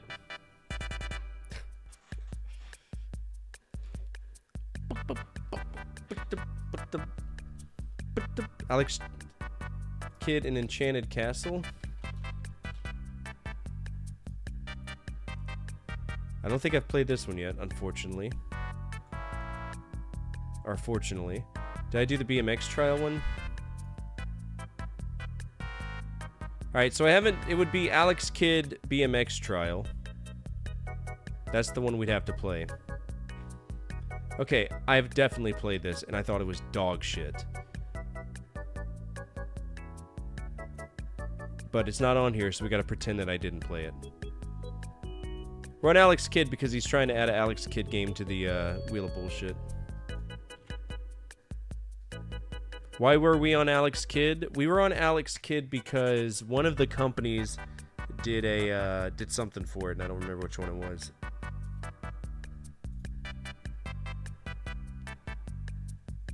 It was Sega, but I don't remember why. Fortifier, the camera has frozen. Please fix it.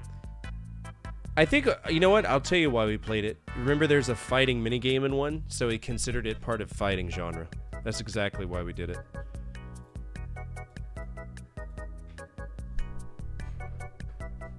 No.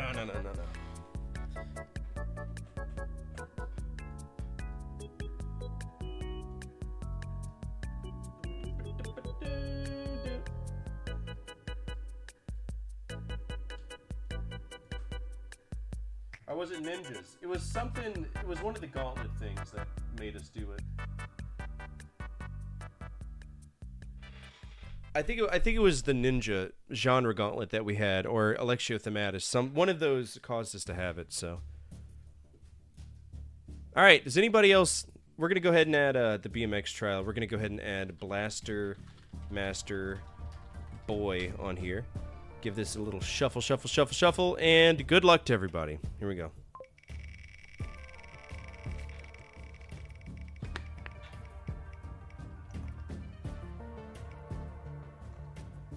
Charlie and the Chocolate Factory. Okay.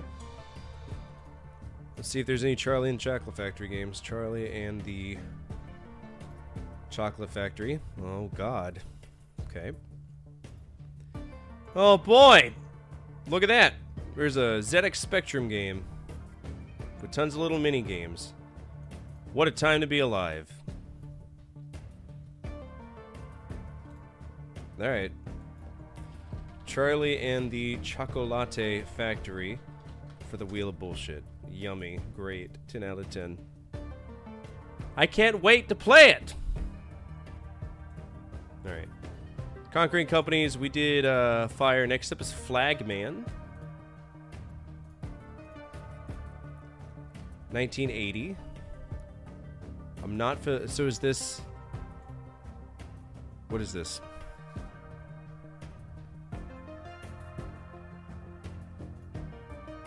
Game A. Do I need to push what he says?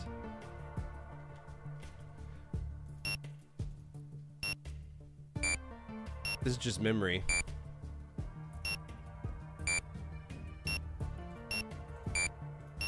Yeah, that's all it is. 1, 2, 1, 1. 1, 2, 1, 1. 1, 2, 1, 1. Burp.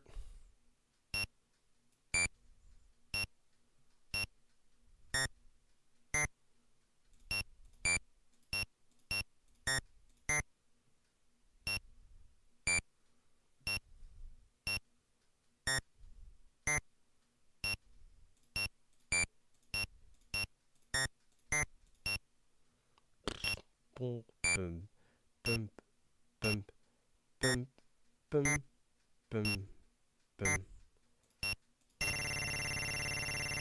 Oh, I fucked!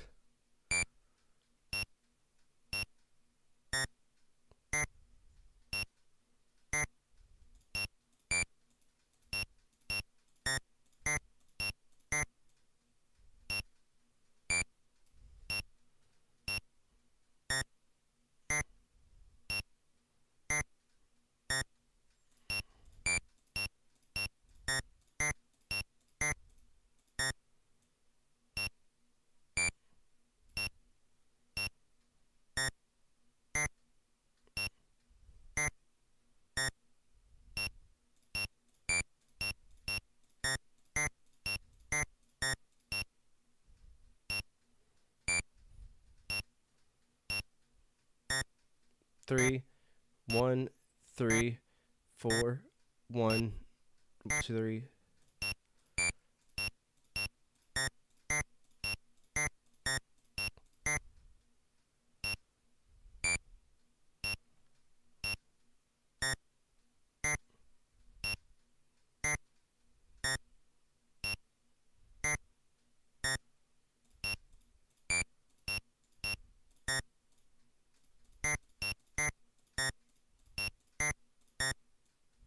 Stop moving around. 1, 1, 4, 3, 1, 3, 4, 1, 3, 4, 2, 1. Okay.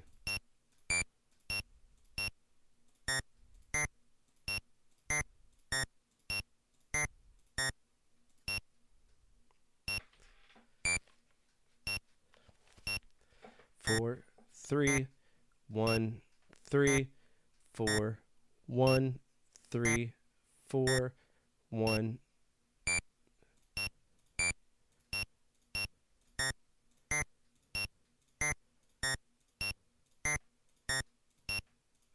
Holy shit!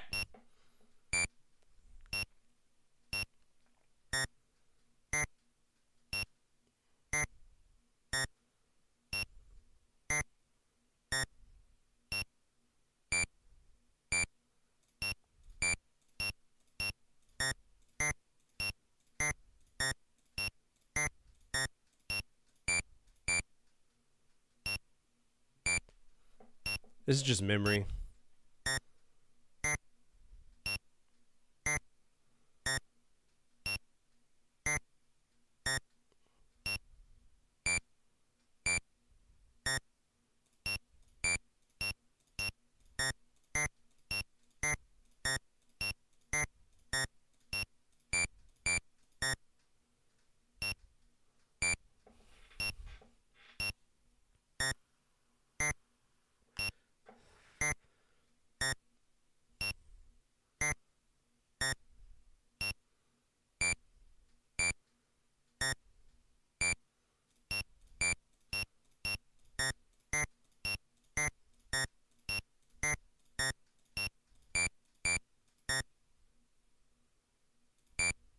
Ooh, I almost messed up there.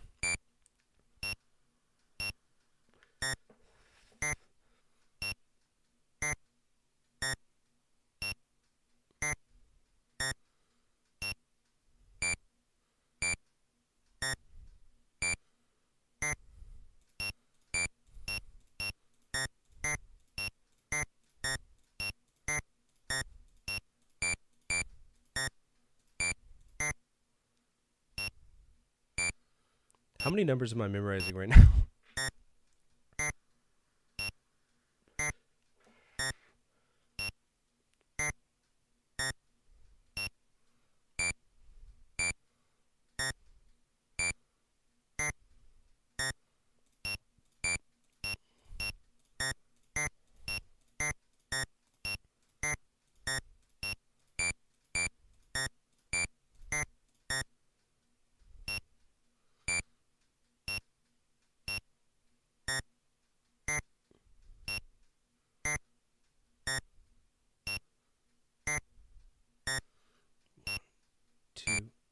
Two, 4, 2, 3, 4.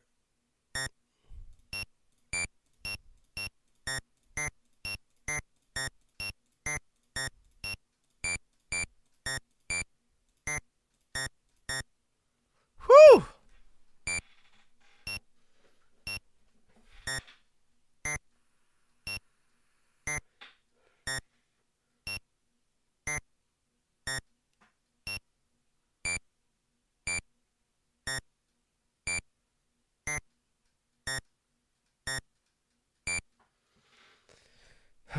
Bum, bum, bum, bum, bum, bum, bum, bum, bum, bum, bum, bum, bum, bum, bum, bum, bum, bum, bum, bum.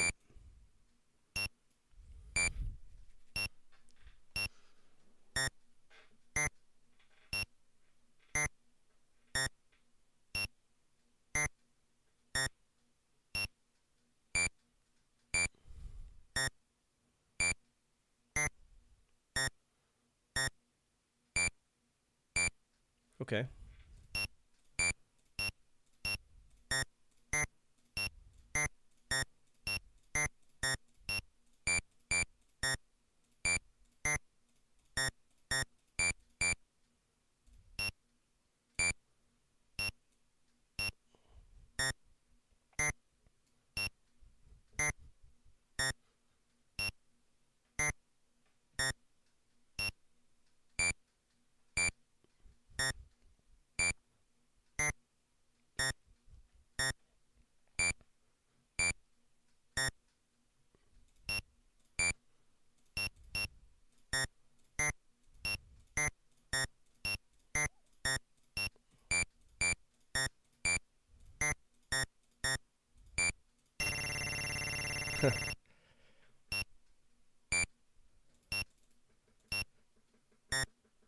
This is too many numbers for me.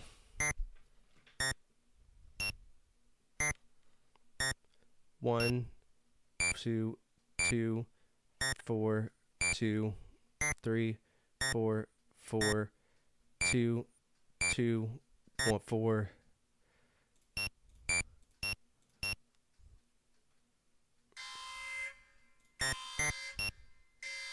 Attention all units, attention all units, Central Dispatch, be advised, we have a 1075 in progress with multiple victims. Respond to raid alarm, all units respond, code 3.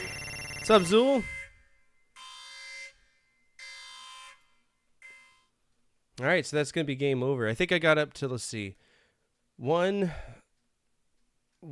2, 3, 4, 5, 6, 7, 8, 9, 10, 11, 12, 13, 14, 15, 16, 17, 18, 19, 20, 21, 22, 23. Not bad. We got up to 23 points. Decent. So that was Game & Watch Flagman, 23 points. Game & Watch Flagman. I got 23 points. I don't think that's beatable. I mean, it's memory. What would y'all rate that? I think that was a perfectly fine game. It's y'all's call. I'm going to guess that because the other one was like 50, I'm going to say that this is 50. This is basically Simon, but with flags, like, instead. The melody helps remember. Helps you remember. What do y'all think? What should we do? 65 from Zool, okay.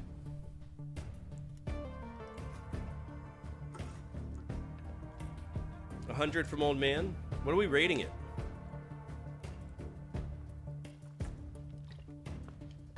I tend to agree. I feel like memory games are really lazy.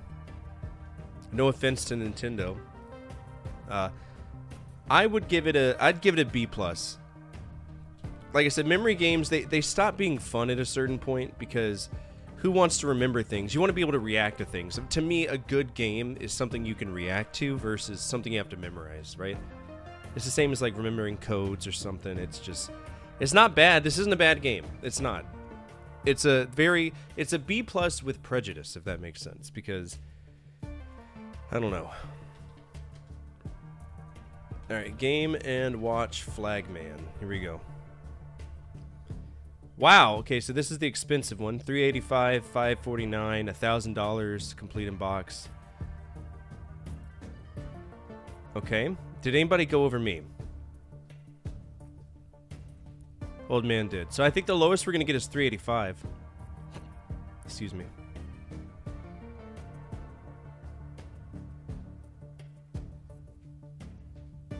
Alright, we got it for $340, but that's the timeout version. So $385. Old Man's going to get the points. That's going to be emulation by price. Old Man is at 2.4. And our next one is Vermin. I'm not familiar with Vermin, so this will be interesting. Alright, this one looks like we're whacking things.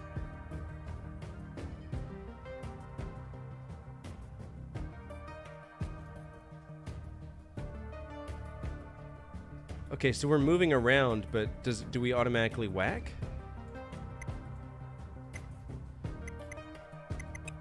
Okay, so we just got to place ourselves over the hole. That's all we got to do, and we automatically whack. Okay.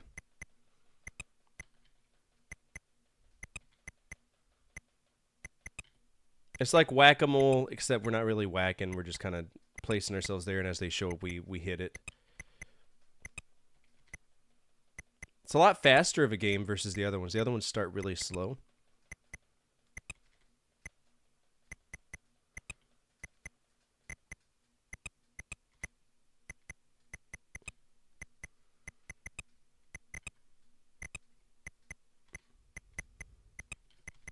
Whew.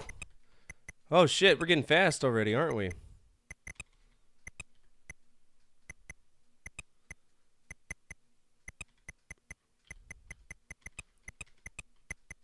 Oh, we get a little bit of a grace period too. That's nice.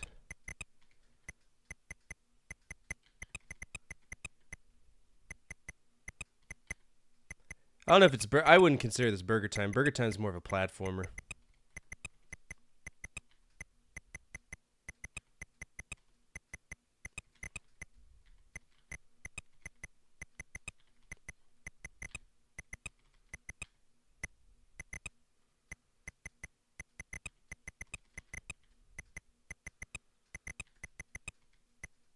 This is interesting, but it's almost too simple.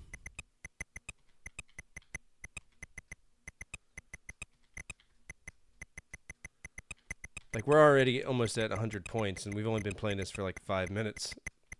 Alright, less than that. A minute. This guy's got a really bad mole problem. Dynamite might better serve him. Okay, so we can only miss 3. That's the norm. Yeah, this is hard.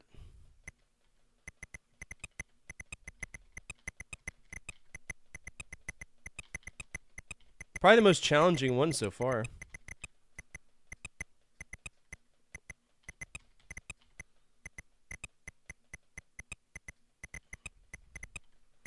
Get a little bit of a grace period, but not much.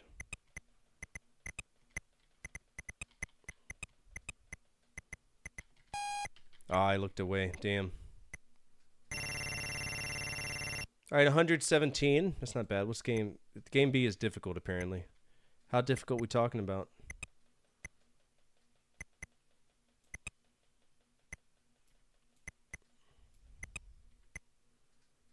$170 though. That's not bad.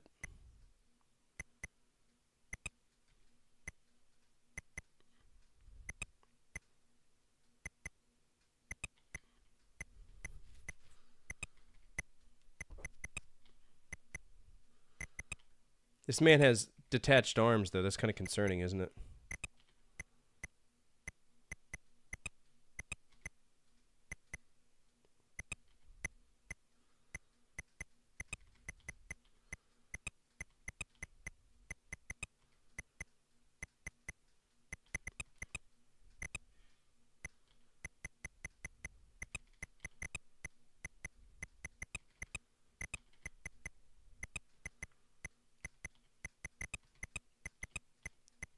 Yeah, I think this is a really solid challenge. This is good.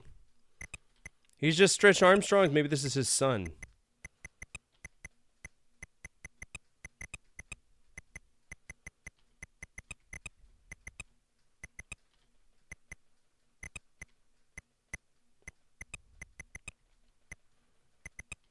How is this slower than the game A, though? It's like they got it backwards.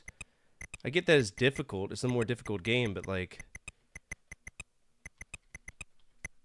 I feel like it is slower. It's slower starting.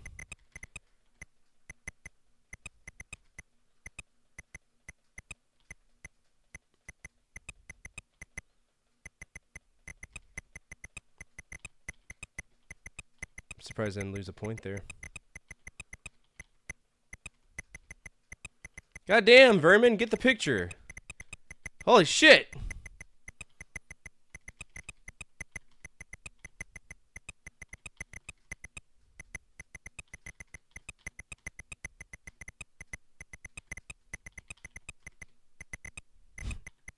This is insane.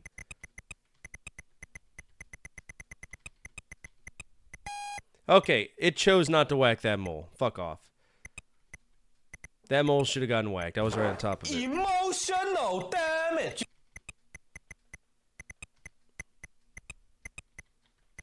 I was right on top of that one.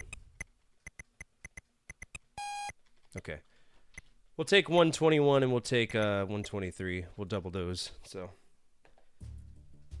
Alright, that was Vermin. Game & Watch Vermin. I'm going to guess this is 200. We're going to go back to our safe bet, and we're going to say 172 and 124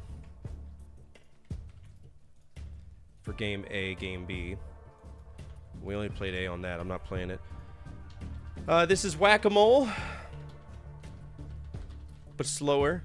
It is the most challenging Game & Watch game I've played to date. That's not a bad thing. That's a good thing. That's what we want to see in these handhelds. I would give it...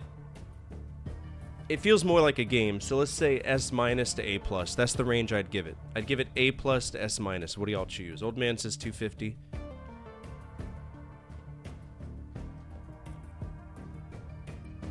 What we got? 265 from Zool. Ooh, that's mean. I'm going to give it an S-. That's a really solid game. Is it totally fair? No, but that's okay. That is Game & Watch Vermin. It gets an S-. That's a yellow score.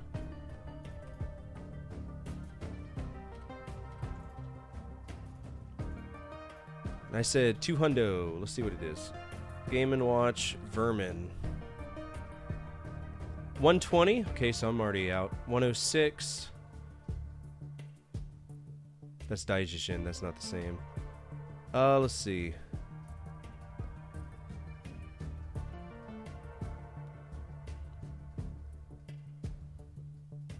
All right, 106 is the lowest we're going for that, so I'm out. Nick got the points. That's just cheap enough. I'd be okay with buying it. Good job, Nick. You're getting yourself some points tonight. All right, I'm going to be right back. I'm going to go ahead and I'm going to take a break real quick, but I'm going to leave y'all with the video that I worked on that's going to come out tomorrow. It's the next entry in the Scandal series. And, yeah, maybe you'll learn something, all right? Be a good time. I'll be right back. Don't go anywhere. I've played tons of video games in my life, and one thing I enjoy doing is talking about aspects of video gaming history that some other people might ignore, such as cultural responses to the releases of games. Violence, sexual themes, stuff like that is commonplace now, but back in the day, society was really different. And that's the topic of today's episode. This is the third episode in a series dedicated to controversies in video gaming history. Let's begin. We're starting off our list with a game that I actually love, Phantasmagoria, an extremely high-budget FMV point-and-click adventure game from one of my favorite developers, Sierra Online. I'm sure many of you know their games, stuff like Quest for Glory, Police Quest, Dr. Brain if you cared about the educational stuff. They were everywhere, and their games always impressed me. And as an adult going back and playing the games I missed, I'm still impressed. But Phantasmagoria as a game was the definition of pushing the boundaries in what was acceptable at the time for video games. That's what the mid-90s was all about. The game is simple though. You play as a novelist, Adrienne Delaney, who moves into a manor with her husband Don in a very quiet town with your cat in tow. Over the course of the game, we realize that the manor was once owned by a really fucked up occult practitioner who murdered all of his wives in very disgusting ways, and of course we see it. That violence was one of the major controversies. But perhaps the worst one involves a scene where a possessed Don sexually assaults Adrienne. I'm not going to show it here because that's not the point of the video, but just know that it does happen. That scene alone resulted in some major retailers not selling the game, and in the case of Australia, they straight up banned it. Simcopter seems pretty innocent, right? It is. It's a simple game, a flight simulator if you want to consider it so. We just fly a helicopter. It's one of the early sim line of games from Maxis, like the 12th. The first was obviously SimCity, then SimEarth, you get the idea. This predates The Sims, which was basically their flagship franchise once it became the highest selling PC game for a long time. And that was their thing. Anything could be simulated. And if they could simulate it, they would. And Simcopter is very much evidence of that. In Simcopter, we do tons of odd jobs, at least if we do the career mode. We can handle traffic jams, catch criminals, fight fires. There's like 8 different jobs, but people loved it. Now, the controversy comes from an Easter egg that Jacques Servin, one of the developers, placed inside the game. Basically, how it worked was that if the game recognized a certain date, these half-nude shirtless men would spawn and start making out. Servin was openly gay, there's nothing wrong with that, and he felt like that was the best way to give Maxis the middle finger for what he perceived as horrible working conditions. Fine, whatever. Here's the problem. His code, it wasn't limited to just a few days. These characters would pop up all the time, in droves, all because a random number generator went apeshit. And considering that the nipples of the men are programmed to be vehicle headlights, you can see them clear across the map. There was this massive orgy of half-naked dudes making out. It's pissed off a lot of activist groups, and it resulted in Servin being fired. I don't even really need to get into why this one's on the list. Duke Nukem 3D is a grimy, scuzzy ass game. It's always been that way. Duke was the most American you could imagine, cleaning his gun while eating McDonald's for breakfast kind of American. And it's funny because that identity really wasn't there until Duke 3D. If you played the earlier Duke Nukem games, you already know he was a silent protagonist and his games were the norm for the era. Side-scrolling bleeps and bloops shooter from Apogee, the same shit they pumped out for years. Biomenace, Monster Bash, Alien Carnage, they were literally all the same, but for whatever reason, out of everything that Apogee or 3D Realms did, This is the one that people got mad at, and for good reason. There were misogynistic jokes, nude ladies with their titties out in go-go girl cages, sexual themes, but they were more so innuendos, and it ultimately culminated to the idea that nobody liked Duke like that. They didn't get the lifestyle and the attitude that he portrayed. But they were okay with Andrew Dice Clay walking around saying the shit that he did, but God forbid it's in a video game, because those are for children. For my younger audience, you might be confused. Why is Lara Croft on here? And to that, I stand proudly in front of my computer, reading this script I meticulously crafted, and speak proudly into the microphone, surrounded by thousands of hormonal teens who now have become disgruntled gamers, and say the simple word that describes exactly why this game is controversial. Boobs. Breasts, fun bags, titties, the Wonder Twins, Giggle Globes, the committee, fun pillows, the girls, lady lumps. Our whole obsession with this shithole game that Lara Croft found herself in was wishful thinking that maybe, just maybe, we could see her boobs. There were rumors, there were supposed source code images that people hoarded. It was in magazines, it was a hot topic item. The existence of the potential for Nude Raider was so popular that Core Design would go out of their way to make you believe that it existed, which kept the dreamers dreaming and the gooners gooning. And then one day, it was released, an unlicensed Nude Raider patch, so you could see her little pyramid titties with a spot of a nipple and beat your meat to no end to a 32-bit woman who controls like a fucking forklift with busted hydraulic lines. I hope you're happy. I've never played Battlecruiser 3000 AD, but I know people who have, and to be honest, it's been kind of a mixed bag. Some people say it's interesting and that I should check it out, others say it's a pile of goat shit that was left incomplete. What do you think? This game was released in 1996, I was too young to play it, maybe some of you remember it.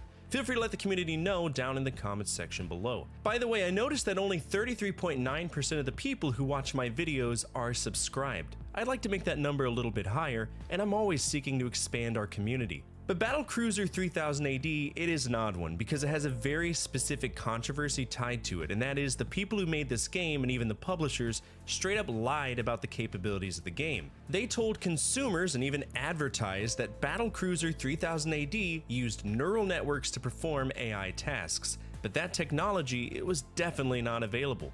Critics were skeptical, and sure enough, it was a lie. The game was also incredibly broken upon release. They had some internal issues with contracts not being paid out, and in the UK they decided to promote the game with Joanne Guest blocking her Vagugu with a copy of the game. I know it's a lot to take in, so take a deep breath, allow the blood to redistribute. And speaking of blood, we got another shooter, a build engine game, much like Duke 3D, Tech War, which is fucking trash by the way, Witch Haven, Power Slave, Shadow Warrior. If you've played a game on the build engine, you know it has a way of presenting itself. Blood is a great game, but much like Doom, it was plagued with being associated with violence, which in the 90s, that was kind of a big deal. This is post Dungeons and Dragons Satanic Panic, and now parents needed something else to be mad at, and as a parent, I can relate. I get oddly mad at insignificant things like crushed goldfish crackers in my carpet. I hate that shit. But Blood was a solid game, people love it, and I'm sure I would love it as well, but I haven't played it. I've seen my peers play it, and it appears to be a decent first-person shooter in a generation where the FPS genre was really starting to pop off. But the levels of violence that were in the game and a questionable advertisement caused the public to look down upon it. For anyone who's curious, the advertisement was a guy lying in a bathtub that was filled with blood, and I say that loosely because I'm pretty sure that it's just red food coloring, but what do I know? I'm just a boy. There was a point in time where racing games were just stagnating, and for whatever reason, people thought it would be exhilarating if they put people in the road for you to run over. You know what I'm talking about? Carmageddon obviously did it, but Quarantine did it as well. Grand Theft Auto, anyone? I mean, Grand Theft Auto isn't really a racing game, and to be honest, neither is Carmageddon. One of my fellow YouTube peers recently covered this game. His name is Jason Graves, and he fucking rocks. So if you're someone who enjoys my videos, I do recommend checking him out if you haven't already. He commits fully to his projects, and it's always a treat to see. But returning to the game, Carmageddon tries to bill itself as a racing game, but in actuality, it's more like a shitty destruction derby game. The one that comes to mind is Demolition Racer, or Demolition Racer No Exit if you have the Dreamcast version. The principle of the game is that you could race, but they really want you to take out your opponents. Carmageddon is the same, but with the option to run people over. That's where the game got its infamous reputation. However, after the PC release, and in some cases the PC release in foreign countries, they turned the people into zombies because apparently once people lose the agency and free will of conscious existence, it's a green light to run them over. Time to get a little bit more civil, and by civil, I mean generic racing. We talked about death, about violence, and don't worry, more of that will come, but for right now, we're talking about a quiet racing simulator known as Formula 1 97, developed by Bizarre Creations, the same people who made the Killing Game show for folks who grew up on the Amiga, and later Project Gotham Racing if you're from my generation. Now, the reason why the game was so controversial, if we can even say that, is because FIA, the whole swinging dick organization controlling Formula 1 races, didn't like having their logo on the box. This resulted in the game being yanked from shelves 6 weeks after it got released. Bear in mind, this game was published by Psygnosis. They weren't some small grassroots indie company. They were a very well-known company in European regions, almost as powerful as Gremlin or Codemasters. They were very important. So to lose money on a product because an institution didn't like you using their logo, that's kind of petty. But I can see why. I guess it doesn't matter though, because they did re-release the game without the logo, and to my knowledge, it still sold very well in England. Take that, FIA fucking nerds. You know what? This list has been somewhat tame. Let's get kinky, and by kinky I mean BDSM, and by BDSM I mean a fighting game, and by a fighting game I mean one of the worst fucking fighting game ever thought about. Thrill Kill. This game is an anomaly. It's a fighting game, but all the characters are BDSM characters. You can choose excellent protagonists with riveting storylines like Tormentor, Cletus, Oddball, The Imp, Belladonna. It's insane that this game was supposed to be a weird sports game, which was translated to a kink fest of violence, to a game that would have been the first to get the adults-only rating, to being canceled altogether. And in some weird twist of fate, they still managed to make a game out of it. And that game is known as Wu-Tang Shaolin Style. Protect your neck, right? Also protect your ass, because Cletus is coming for it. Our final game today is Kingpin Life of Crime by Xatrix Entertainment, a company you might know for Redneck Rampage, Quake 2's Mission Pack The Reckoning, or what they did when they rebranded to Grey Matter Studios, namely Return to Castle Wolfenstein, which I consider to be a fine game, and Call of Duty United Offensive. As Xatrix though, this was their last game. It was a gritty, in-your-face, explicit, of the time kind of shooter, where violence in games is almost the new norm. Much like Doom, another game known for causing panic among parents, this game also caused a panic in its own way. It didn't help that the unfortunate events at Columbine High School were very much still on the minds of parents and teachers across the US. Unfortunately, Kingpin was the first major FPS that had a budget that mattered since the shooting, and due to that reaction from parents, many consumer goods stores didn't sell it. You wouldn't find this at Best Buy, Babbage's, Funko Land, EB Games, Toys R Us, so that basically screwed Xatrix, and that sucks, because the game really isn't that bad, it was just the world's response to current events that kind of pushed it down. And that's it for today's episode. What did you think of this list? Are there any controversial moments that stick out to you in video gaming history? Feel free to let the community know down in the comments section below. Speaking of our community, if you made it to the end of this episode, you're already home with us. We're a gathering of video game enthusiasts that love to remember when life was just a little bit easier to live. And if you align with that, feel free to subscribe. Finally, the single most important thing you can do for me is to hit that thumbs up button, as it directly impacts the visibility of the videos and the projects that I work on every single day. As always, from my family to your family, good energy, good vibes. Fortifire out. I've played tons of video games in my life, and one thing I enjoy doing is talking about aspects of video gaming history that some other people might ignore, such as cultural responses to the releases of games. Violence, sexual themes, stuff like that is commonplace now, but back in the day, society... Alright, that video will be available tomorrow on YouTube. I'm working on, the next one is 10 of those games, or those levels in games, so y'all might recognize a few of those stages. I'm sure you'll know one of them. What's up, Bone Daddy? How are you? All right, next up is Radar Scope. So this is going to be another one of those games I don't believe we can play. Radar Scope was a, let's see. It's like Periscope, but... Oh, this is a shoot 'em up. Oh, we can play this. Never mind. This is not what I thought it was. All right, let's see if we can find a ROM for it.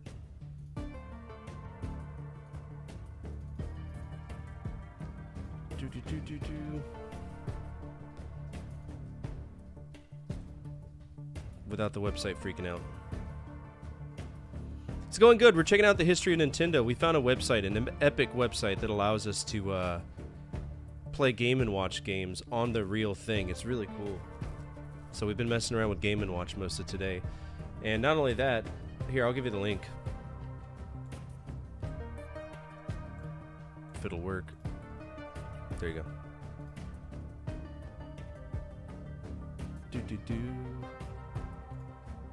I don't want to meet singles in my area. I really just want to fucking play this game.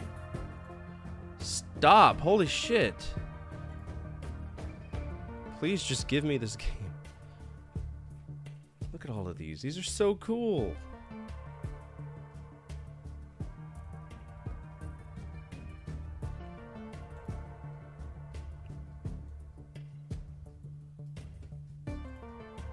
I'm just literally waiting to download this ROM because WoWROM sold their soul to the devil and now it's just a fucking virus fest. There, here we go. This is Radar Scope. It's a shoot 'em up. I don't really know what it's based off of. Okay, so this is not going to work. There's something weird with it. It's got everything, but I don't know what it's missing.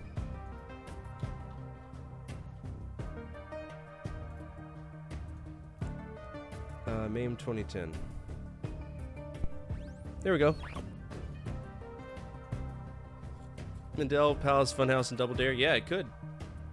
It has to be published, developed, or otherwise credited to Nintendo in some way. That's the way that the project works, right? So there's a good chance we might play those. But that's like 80s. We got a long way to go before we get there.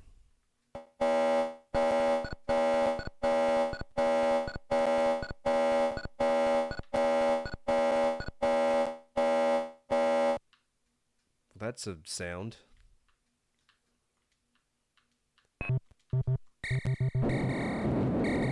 Alright, this is basically Space Invaders, but stupid, because I gotta wait till these things... This reminds me a lot of Juno First.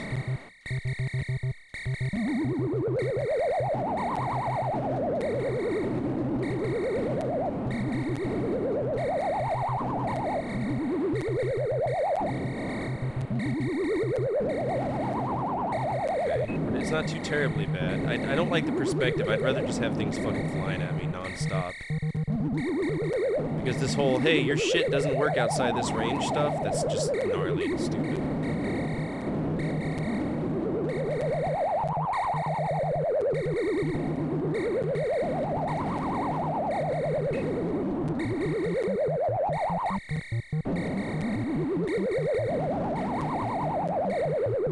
Because eventually I'm assuming that they're not going to start...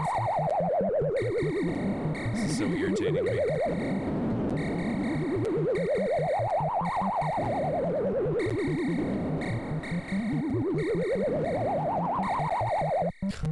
Calm down! Be a man! Okay,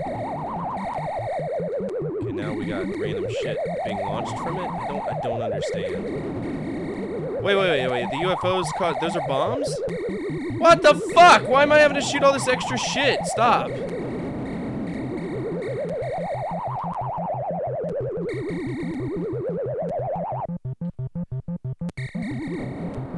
Okay, we made it past level 1. That's cool, I guess. Complete attack mission. Okay. There's a game I really like which features a grid like that. Like what? Which one? No, I can't move forward. It's just left and right by the looks of it. I can't go without these extra little, you know, bombs that they're dropping. What the fuck? You can't do that to me. You're changing the rules.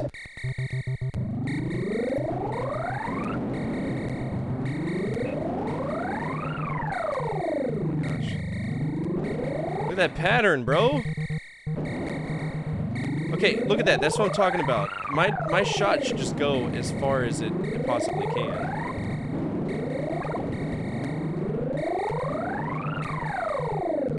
I don't want to have to deal with bullshit. What the fuck happened in the middle?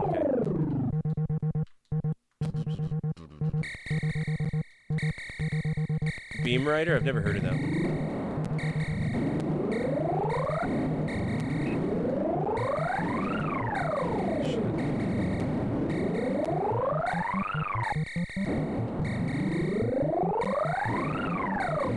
This is a unique challenge, though. I don't mind it. It's just you gotta get used to the fact that it's gonna have some bullshit involved.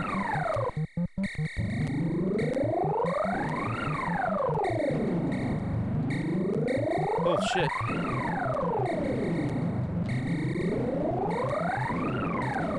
Like, I don't like those mines. I would rather just shoot the ships. That's silly.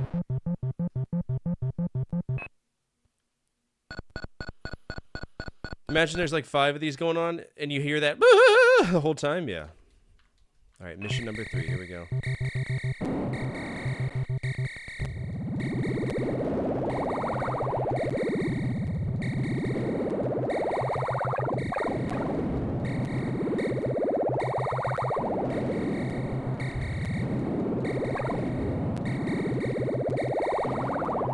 Jesus Christ. That's hard.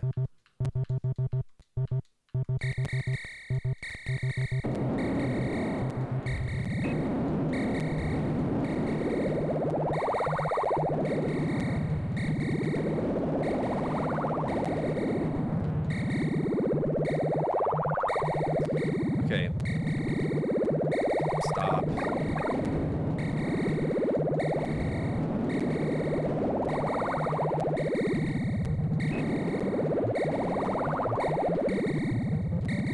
Am I getting any extra points or anything? Are there any bonus stages? Like, how do I get more points?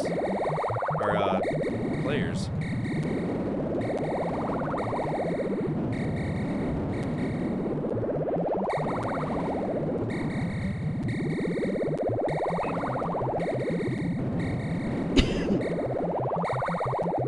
Damn.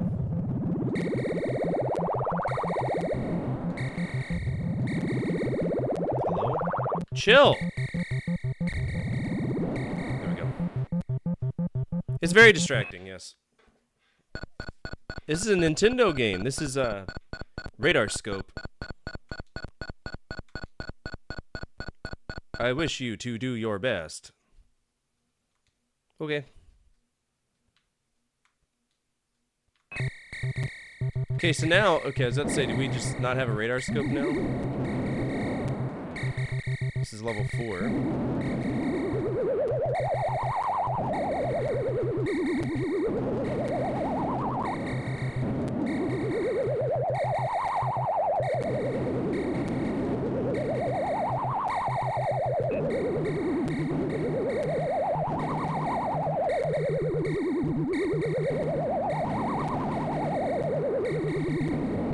I think the sound effects don't really make sense, if that makes sense. Like, they're very distracting. They're too much, like Zool said.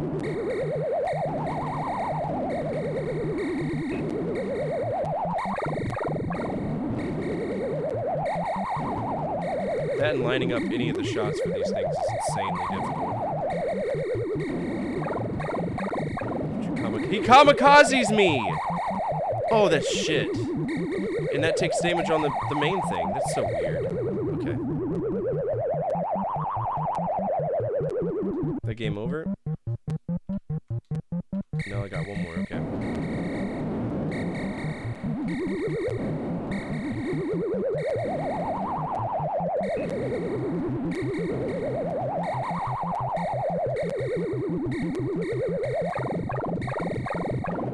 Okay, now they're shooting 2 shots.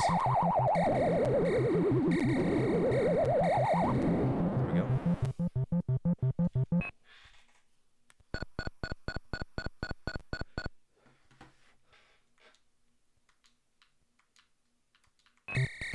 Very interesting game.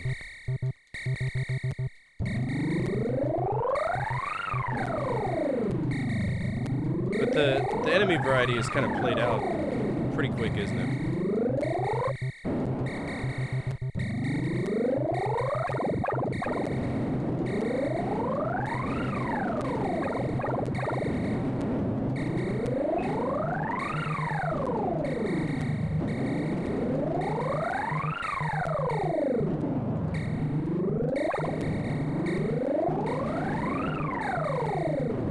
Got me. All right, 30,300. 30,300. It's not too terribly bad. I think there's some elements in it I don't like. There are some that I do. What do y'all think? That was radar scope.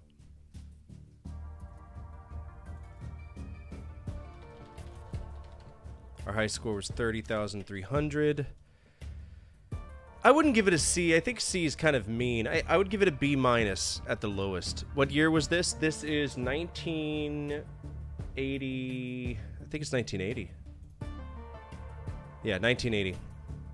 So they've broken free from being everybody's same idea, right? Now we're starting to see some identity. Nintendo games will start to shine. 1981 is the year we care about. That's where Donkey Kong comes out. That's where Sheriff comes out too.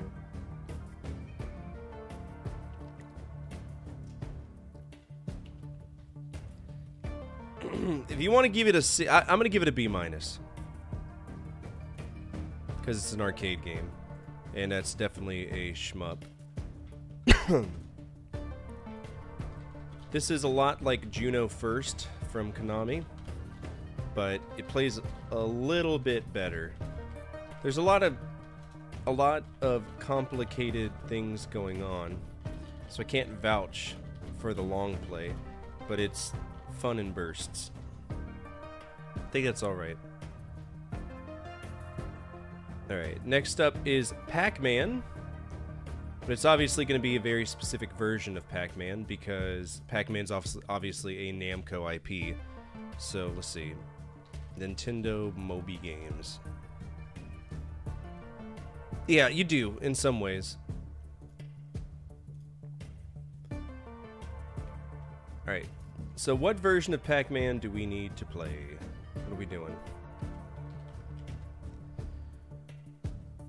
Alright, we don't care about that. We don't care about that.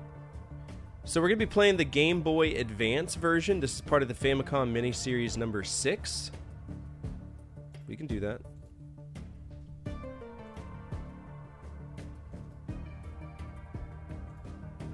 Apparently I don't have the... Hold on.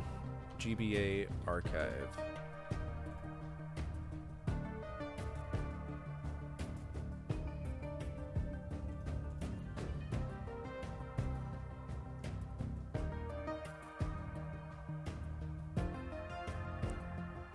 Alright, how much is this? How big is this zip? 32 gigabytes. Yeah, we're not doing that. We're not going to do all of them. We'll grab these games as we need them. We're going to be looking for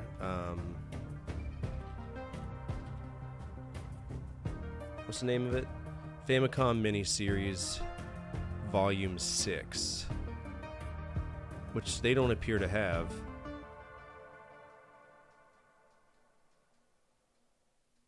Okay.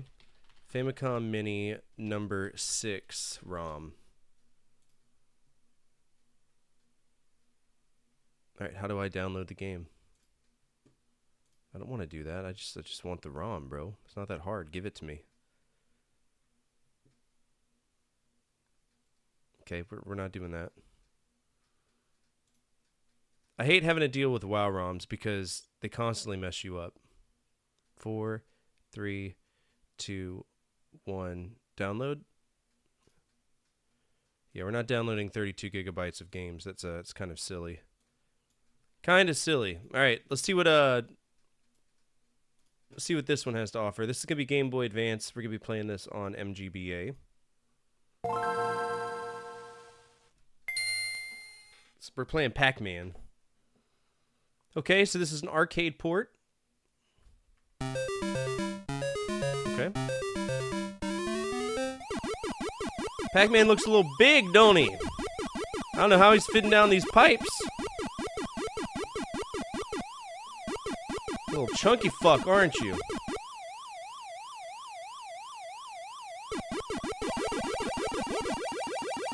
Okay, so I just noticed a really big problem, and that is we're not eating the ghosts unless we are right on top of them. So there's some weird shit going on with the sprite work in this one.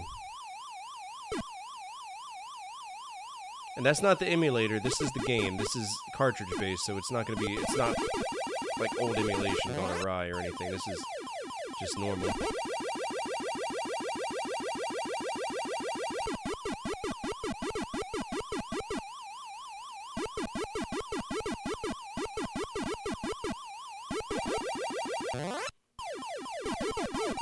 Good old-fashioned fuck, man. You gotta love it, right?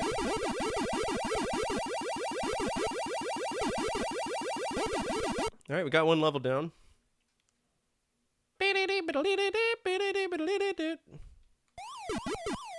Does the hidey hole work?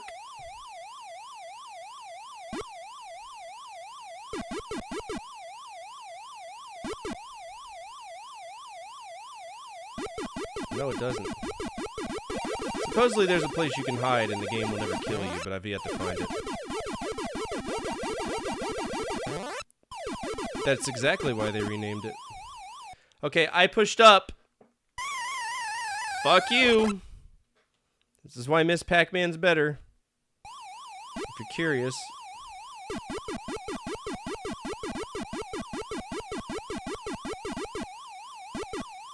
Oh, I didn't know I thought he stayed constant to his direction.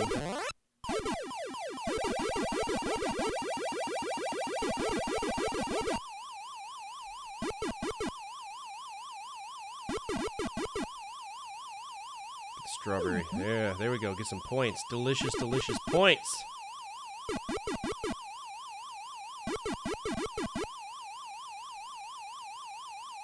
Oh, that's fucked. God, man, Pac-Man pisses me off so much. It's not fair!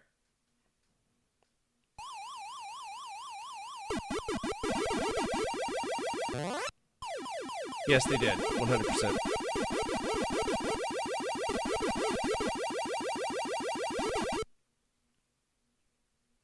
Do we get the cutscene? Yeah, we got the cutscene.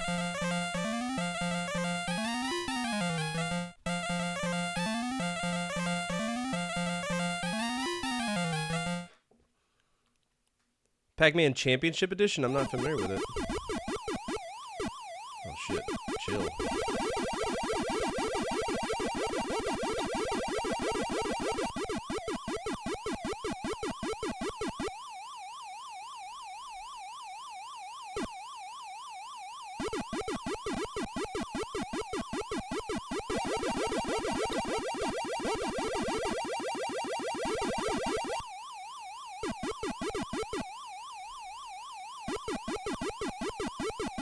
Baited y'all just like I wanted to.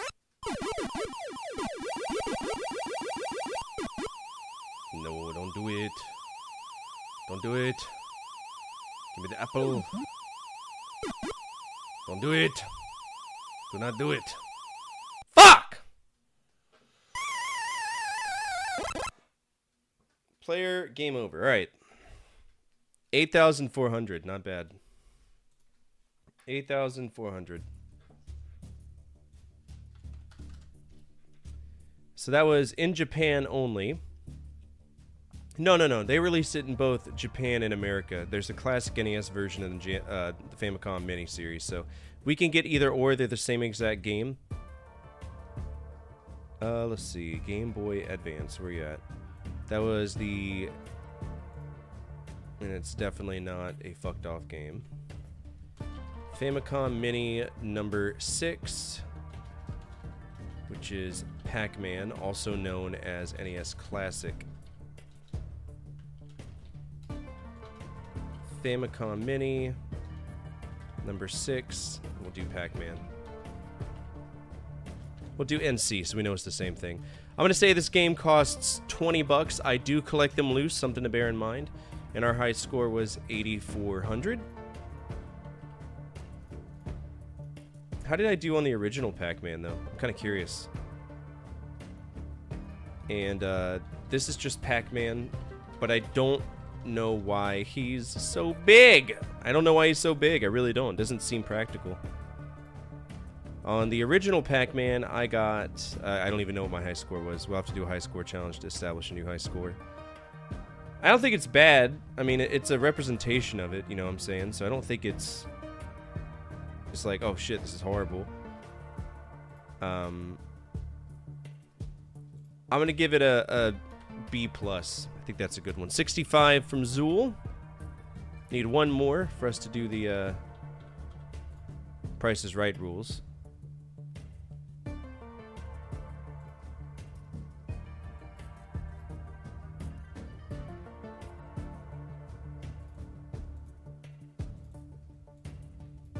Oh, this is the same thing right here. Hold on. I'm just gonna do this. FMS number 6. NES Classic. We'll just do it the same way that they did. Copy this, delete the line.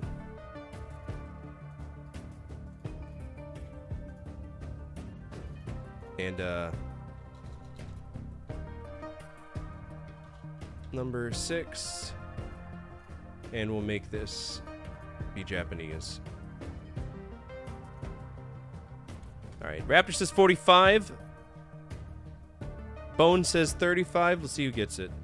Famicom Mini number 6, Pac-Man. Wow, it's 186. That's incredibly expensive. Case 59 bucks. $12, so I'm already out. So 12 bucks.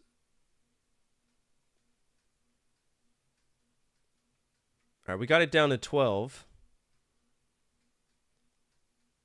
So I think that's what we're going to run with. 77 bucks for that? Shut the fuck up. No way. No way. All right. Let's see. 12. So I'm over. Did anybody go less than me? I think everybody was up there. This is going to be emulation. Nobody gets any points. But pretty good game.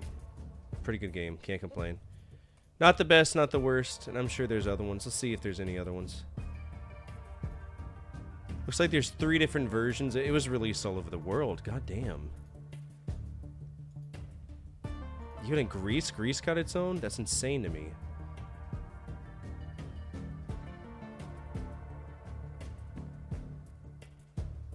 Okay. Namco. So we're looking for yellow in this column right here. There's just too many to jump around. So Nintendo did on the Game Boy Advance. We already know about that.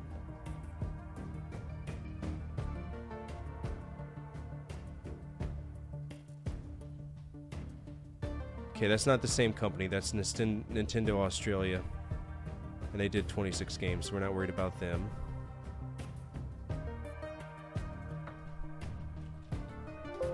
Nintendo.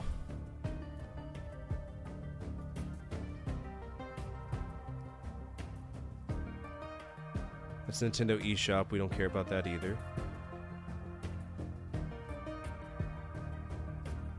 We don't care about Nintendo eShop. Okay, so that's Pac-Man. Take care, Sanzo. Don't forget tomorrow Resident Evil 5 with Nick if you want to be here. Alright, next up is Space Firebird. Space Firebird.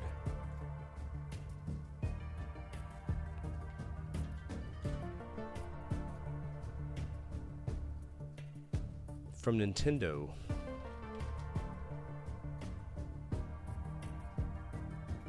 Ooh, this looks pretty.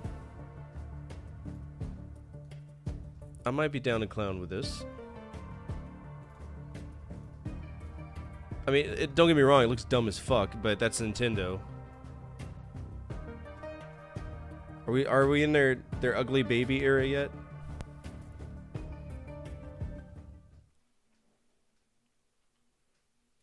That would be Galaga.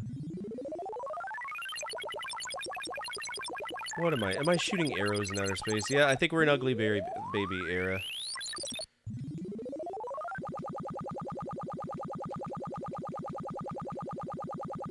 that a piece of me? Oh, fuck, it's a bomb! No one...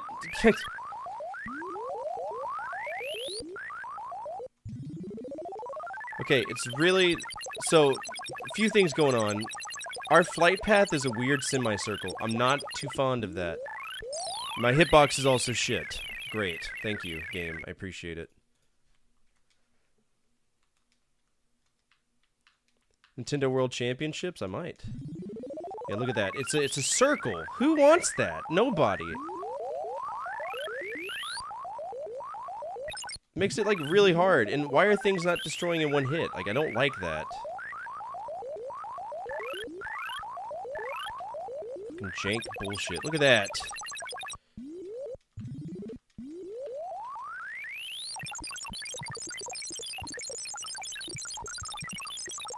It's like trying to hunt mosquitoes with a shotgun. It makes no sense.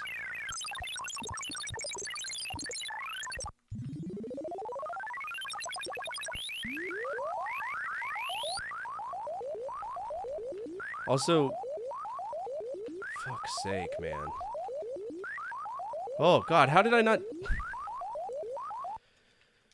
This is pissing me off. Zero Gunner 1 and 2, I'm not familiar with that.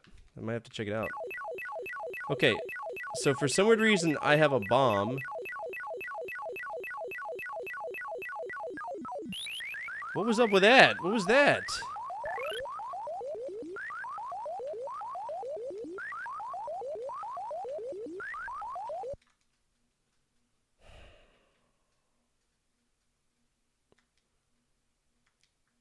I want to play it again, but this game sucks. I don't like it.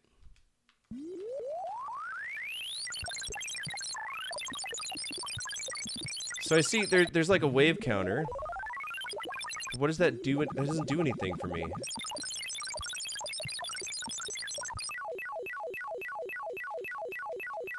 Is this like a kamikaze? Like, apparently it is. I don't understand the necessity of it.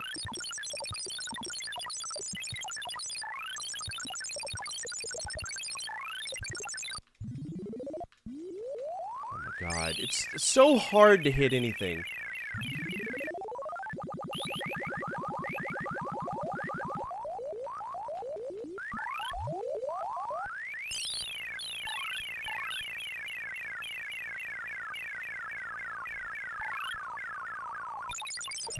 It's like they move out of the way, like in Xevious, at the very last second, which irritates the shit out of me about Xevious, too.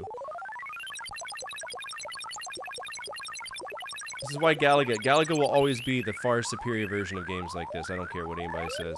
It's true. It's just better.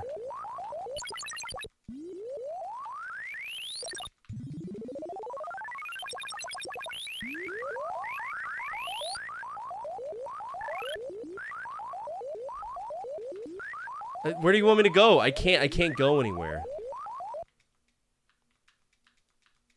I mean, I got 4, so I'm gonna make it past the first wave, fingers crossed, but shit, bro.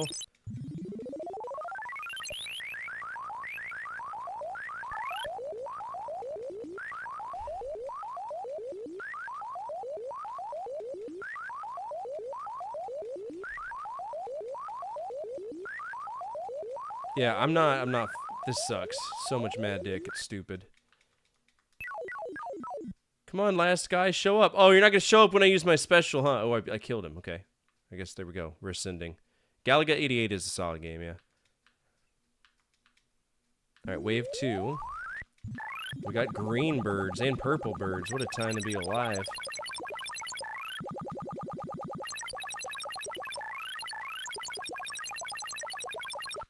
Glad I could shoot my space arrows into them and take them out.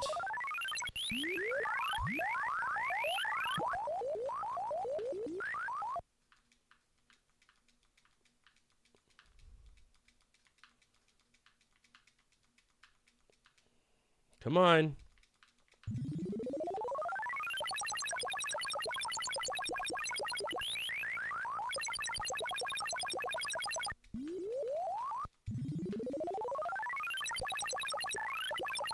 Yeah, why give me big enemies? I don't like that. They move faster than the small ones. What sense does that make?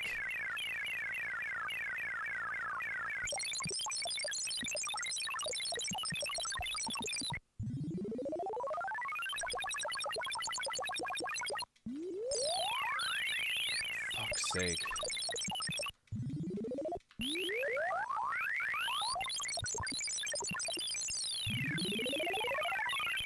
It's just it's an unpredictable pattern. I would rather have something flying at me like it's honestly flying at me than just jittering around the stage and then randomly deciding it's going to come for me. That's stupid. Please be game over. Thank you. 2560. That game fucking sucks. Wow. 2560. That's Space Firebird. That's not it.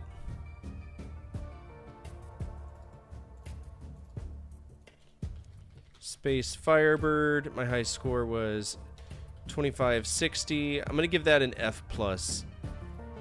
To make a solid shooter, you have to be able to fucking shoot the things that are coming your way. If you can't, it's not fun. Which is true. It's stupid. Alright, that's a shmup. All of these are shmups.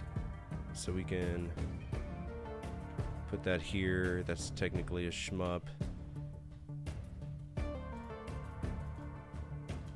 Then space.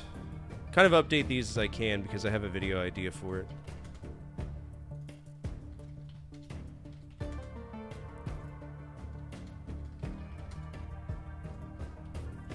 Question. Answer. What you got?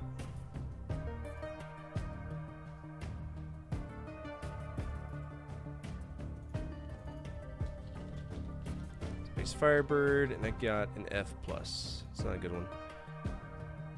Do you personally think bullets hitting bullets should negate each other? It depends. It depends. Are we talking about in real life or in video games?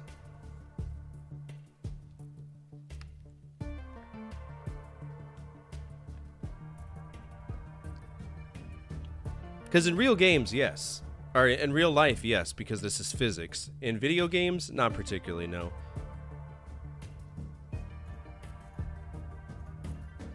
Video game scenario, I mean, they do negate in Space Invaders, but everything that Nintendo's done, they haven't, if that makes sense.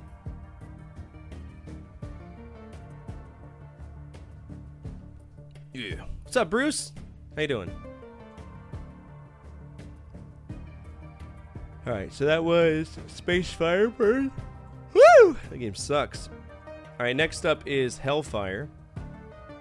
Sounds like another shitty little shoot 'em up. Let's see. And this is going to be arcade, so MAME. Search. Hellfire. I don't think that's the right game. Let's see. Nintendo Hellfire. Yeah, that's what I thought. That's the Hellfire that's like on the Genesis. Attention all units, Central Dispatch, be advised, we have a 10 What's up, Jared? in progress with multiple victims. Respond to raid alarm, all units respond, code 3. This Line 42, retain 4, respond to that raid alarm from the good Jared. Stand by.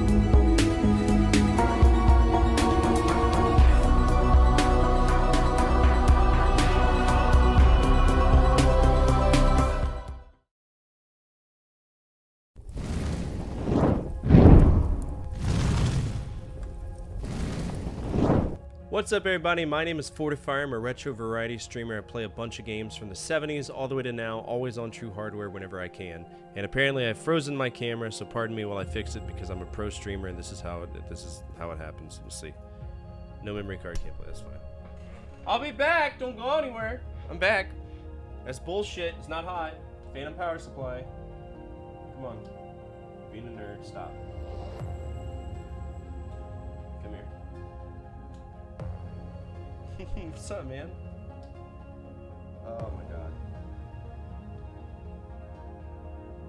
I've been doing this for 9 years, I promise. Alright. Alright, so apparently we're going without a camera for a second. So I'll just find a shitty picture of me real quick. If he's a faceless streamer, why can't I do it too? Let's find a picture of me. Hold on one second. Oh, that's a good one. There we go. Hi, there's me. While we're letting this cool. My name's Fortifier. I'm a retro variety streamer. Play a bunch of games from the 70s all the way to now. Always on True Hardware whenever I can. Right now we're playing through Nintendo games. And it's a great time. We're starting in the 1970s. We've gotten up to 1981. That's where we're going to see things like Donkey Kong. And, yeah, it's a good time. Shake it while you talk. Oh, yeah. We got to do like this, like all the pro streamers do, right? Occasionally make it bigger for no reason. Like this. There we go. There it is. All right. If you're not following the good Jared, you should. He's a phenomenal streamer. I've known him for a long time, ever since he was that big, and now he's like that big, which is really impressive because he's awesome. They should give him all the same love he's afforded us today. And if you're new here, feel free to hit the follow button. It's over here. It's absolutely free and anonymous. If you click it, a guy will get punched right in the face. And, let's see. I have a YouTube. Feel free to check it out. It's awesome. It's a good time. I'm a YouTube partner. That's what I do. I make money on the side, making videos and doing stupid shit like this because my camera, as you can see, likes to overheat, which is stupid. And I don't have any other way to do it. So I don't have one of those highfalutin V-rig things. I'm not I'm not as knowledgeable like that. All right? We're going to get back into what we were doing. This should have cooled down by now. I think we'll be all right. Just kidding. I had it turned on.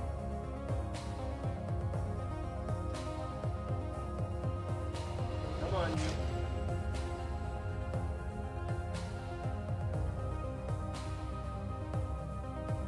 That is a problem. Usually I usually don't have a problem with this, with it overheating. I have a phantom power supply in there, so usually that's not an issue I run into, so that's pretty interesting. But seriously, go give some love to Jared. He's a cool guy. He's a really cool dude. And, yeah, feel free to follow. Feel free to do all the fantastic... Oh, hey, I'm back. All right, let's get back into this. We were playing... It's a game called Helifire. That's the one that we care about, not Hellfire. I don't know why I think I was thinking of that ROM hack that we played. And, so it's going to be Helifire. There's a game on the Genesis known as Hellfire, and it's phenomenal. It's a horizontal shooter. If you want to check it out, I encourage you to. All right, Hellfire ROM on MAME. There it is, Helifire. Oh, what kind of game is it, though? That's the question. It's a shoot 'em up, like everything early Nintendo did. The question is, what is it based on, right? Because they've ripped off Space Invaders, they've ripped off Galaga, they've ripped off pretty much anything that they could. And they will, in a heartbeat. Good lord. There we go. I used to go to WoW ROMs all the time for my ROMs, but unfortunately now they've sold out to the ad devil, so every single time I want to do something, I have to gamble if it's going to download Opera VI or some other stupid thing, so. Alright, Helifire, here we go. Let's do it. It's on MAME.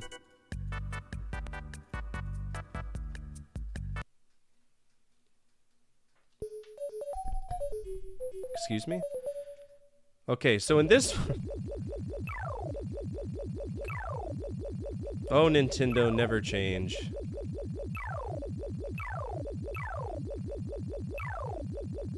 I don't think I've ever known of a submarine shooting out. I know exactly what this is. They ripped off Atari's Air Space Duel. That's exactly what this is. I'm telling you, for anybody who doesn't know gaming history, the early 70s all the way to the early 80s was just a period of stealing people's shit and making it look better, right? Like, Block Fever from Nintendo was 100% breakout, and also shit. It's horrible. After Donkey Kong came out, that was their claim to fame. Then they did the NES, And it's a good thing they stepped away from arcade games because they're not good at making them, unfortunately. There's only two I like, and it's Popeye and Donkey Kong. I'm going to pause this real quick. I got something. Hey, if you like Tiger Electronic Games, I'm going to give you all this link because we discovered this today. This website right here has every single game that I could think of that was released as a dedicated handheld. We're going to go back to that. Don't worry. Like Milton Bradley's things, Konami's Top Gun line. I was playing it because I needed to focus on the Game & Watch stuff, right? So, for example, Lion. You click on that, click on play, and it'll pull it up. You can go full screen, move it around, see what it looked like in a 3D environment. If you want to read the instructions, it'll even do it for you. Click it, move it, stuff like that. You can set an alarm. You can change it to different things, play in different speeds. It's really, really cool. I'm going to give you all that link because it's not very often we see solid preservation efforts for dedicated handhelds. So if you're interested in that, check that link out. I have nothing to do with it. I just found it tonight when we were Googling, and I think that more people should know about it. I might make a YouTube post, to be honest. All right, here we go. Back to the bullshit. Good hitboxes, though, for as stupid as this is.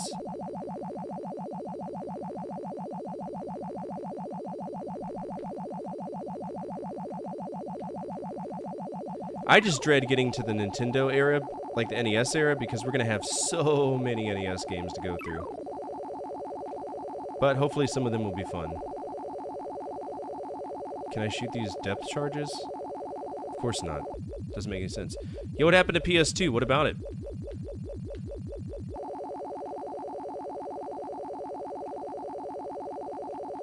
Okay, so I can't shoot the projectiles. I can only shoot the guys. Can I at least shoot the depth charges? That makes no sense. They're explosives. I can shoot them. There we go. Oh, Phantasy Star 2. We're just not playing it today. We're still making it. I made it all the way to... I cleared the bio lab. I have my 5th party member, but I'm not using it. I think his name's Hugo or something like that. I'm trying to remember where we're at. I'm really enjoying it. It's starting to show its colors. It's just a very slow start.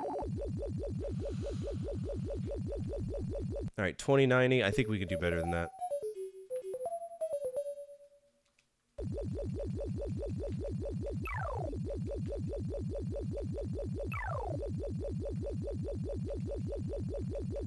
Here we go.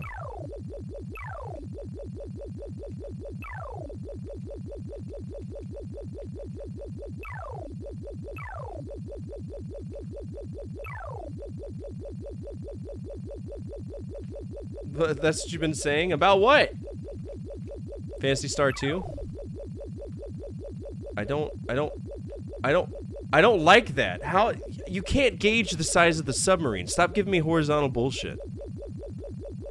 That's not cool, Nintendo. You don't know how to make shooters. It's grossly apparent. We know. You don't have to remind us.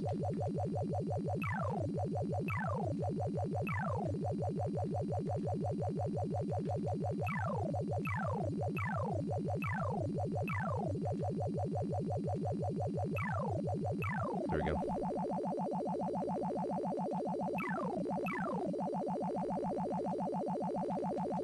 So I not only have to line up with shit coming from every angle. This is ridiculous.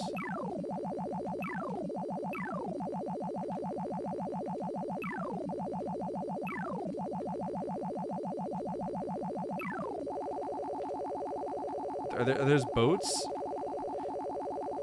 Like, there's no set in stone rules for what I can kill versus what I can't kill, and that's very frustrating to me. Wouldn't those missiles come from subby Tomahawk ICBMs? Technically. I mean, the Tomahawks aren't ICBMs, but Tomahawk missiles are just missiles. ICBMs are more like fucking Titans. Alright, we beat the first wave. High score is still 2090, so we haven't gotten there yet.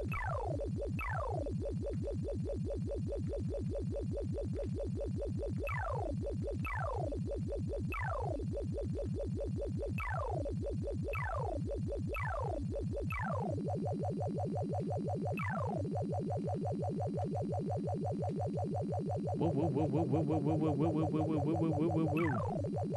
Hope you like the sound of fake helicopters. That's all you're gonna hear this whole game.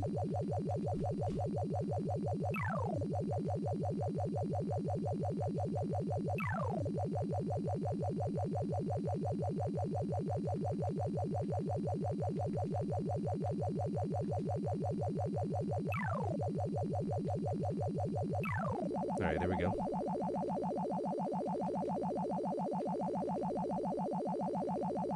We already beat our high score. That's a good thing, right?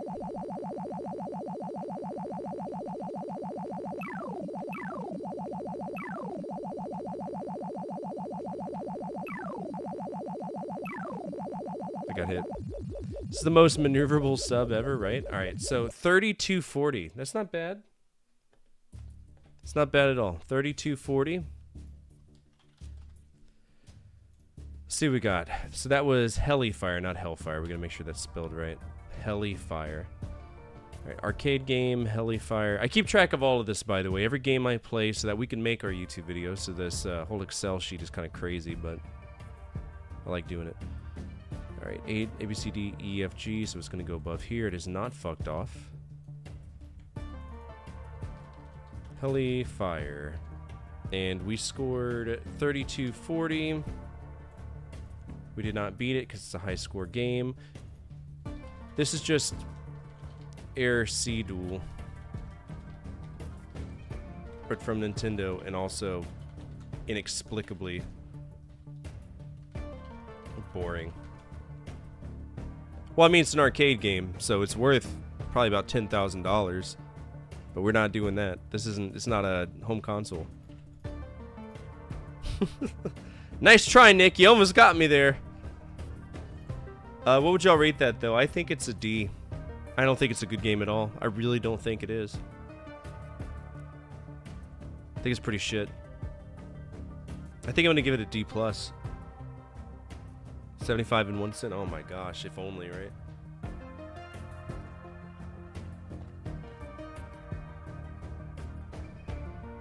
Yeah, I'm gonna give it a D+.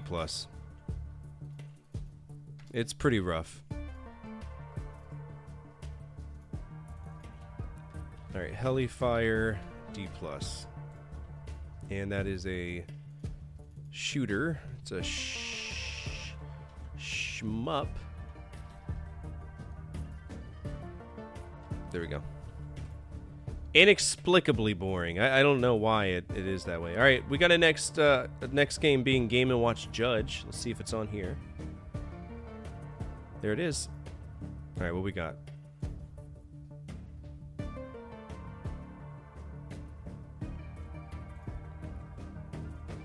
Alright, so that was in... So we hit it and we dodged them? It was in Japanese before. What's going on here? Okay, so that says Nanaku. Nanaku, which means to hit. Nagaru, which means to... Or, Niga... Oh, shit, I'm not gonna say that. That's Tataku. Tataku. My bad. Tataku and Nigaru. Nigeru. Nigeru. It's gonna be in English though, so I'm not worried about it. Racists! How could they? Alright, here we go. We're gonna play the game. Let's do game one, see what this is all about. We got a hit and a dodge, so an up and a down.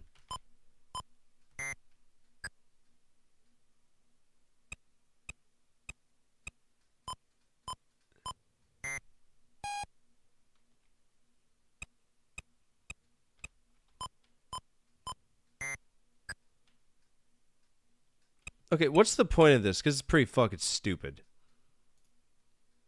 Alright, I don't care about the batteries. In game one player plays against the computer. Left fire is controlled by the computer and the one on the right is operated by the player. Press the button for game A. When it's to press the player's best score previously, I don't care about that. When the number of the player's placard is higher than the same as the computer's, the player must depress 1 or 2 immediately to hit the opponent with a hammer. When the player's number is lower, you gotta if it's lower than the other one, you just fucking dodge.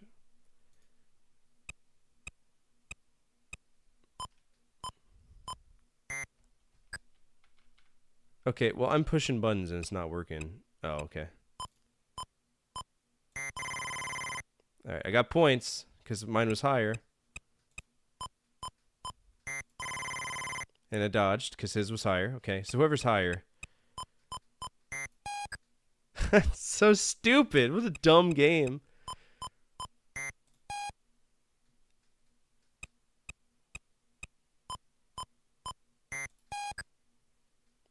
This is ridiculous. 2. Okay, if I'm higher, I hit. If I'm lower,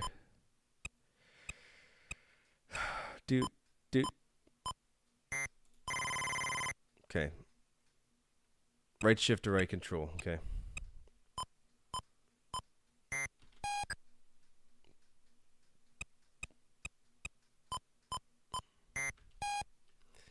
Brother, this game's hard for what it is. 1, 2, 3.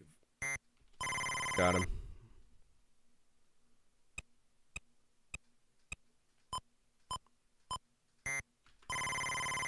Easy. You believe in me, right?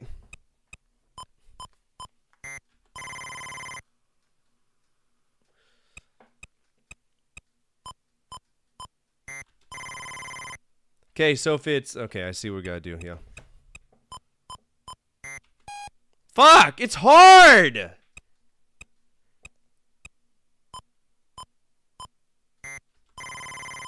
Is there like a max score?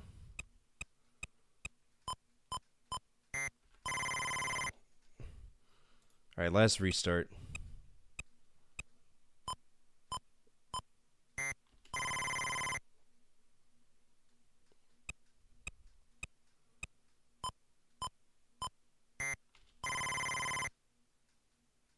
I don't like this one.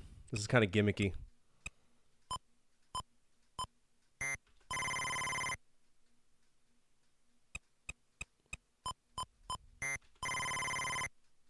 He hasn't scored at all.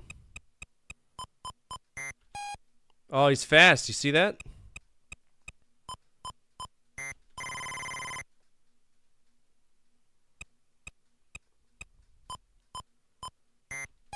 Damn.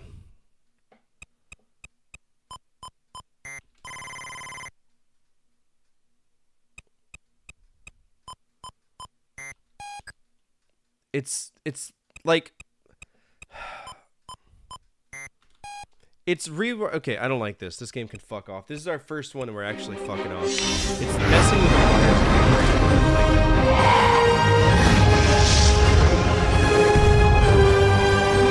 I wouldn't even give it a C-. What's up, Arkanoid Addict? How are you? Alright, that was Game & Watch Judge. I'm gonna guess this costs $100, and it is fucked off because it's not good.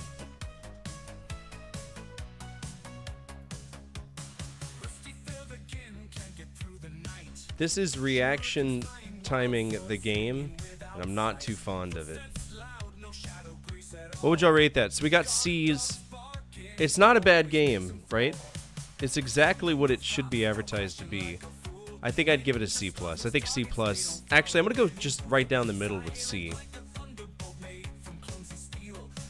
Just a C, right? Pretty generic. But if y'all want to play the game, you can guess the price of this. If you're the closest without going over and without cheating, you can earn yourself 0.2 good boy points that you can use towards overrides, right? So I guess in increments of 10, I'm guessing 100. Raptor guessed 69. Old man guessed 250. That's up there. You might actually be right with that because I'm sure that's a hard one to find.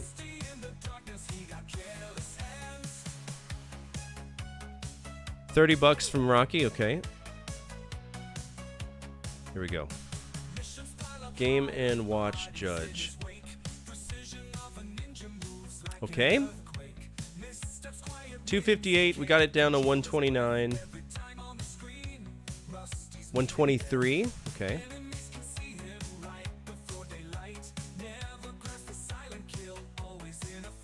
All right, 123 is what we got it to. So, did anybody go above me? 250, 69, 251, so I'm the closest. So I will get the points today. And I think that's all of the regular silver series. Yeah, so we cleared the silver series. Now we're going to be moving on to the gold series, which Manhole right here, this one on the top left, is my favorite one. I've mentioned it a few times. If you owned a Game Boy in the 90s, there was this really awesome game called Game & Watch Gallery. I've actually got two copies of it, and it has Manhole in it. It's one of my favorites, and I hope that we get to that at some point. I would buy that. It's at that point where it's like, it's affordable, but it's still bullshit. So we'll put it for emulation. It's so good, isn't it? I think I have it. Is this it right in front of me? Yeah, look, it's right here. You remember this?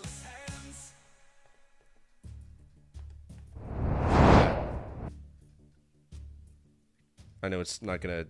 There's also a Nintendo logo oddly placed above my head. There we go. See? Boop, boop, boop, boop, boop, boop. That brings back some memories. Eat it? Nah, this... So, my favorite one was Fire. You remember Fire with the bouncing eggs and the bombs and stuff? That was pretty good. But bombs, whatever they're called. Ah! I didn't push that button. Don't worry about it. Okay. What do we got next? Oh, buddy. Donkey Kong. Okay, well, we've got a lot of Donkey Kong to play. So, I don't know if have we played Donkey Kong yet? All right, we have played Donkey Kong. I scored 18,500 points. But we're going to have a lot of versions of Donkey Kong to play, so let's see if we can get it. Leave it so soon? No. All right. Amstrad CPC Donkey Kong. What could possibly go wrong?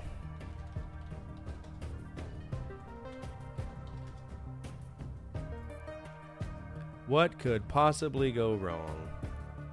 Let's do it on here. Oh, this doesn't look bad. I'm shocked. But how do I full screen it? Because, there we go. What are the controls? How does one play it? Okay. It's great sound effects for CPC. I'm impressed by this so far.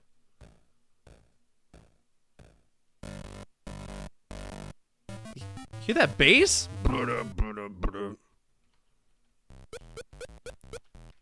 Okay.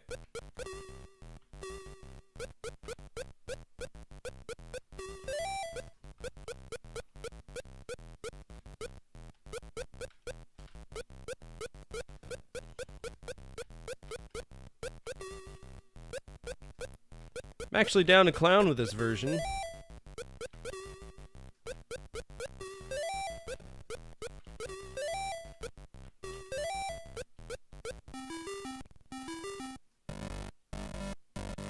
I love that. That synthesizer sound is so good.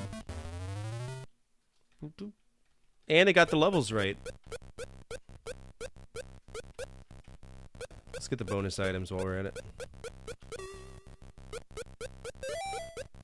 Alright, we gotta dodge the pies and the fire. Ooh, that side scrolling doesn't work very well, does it?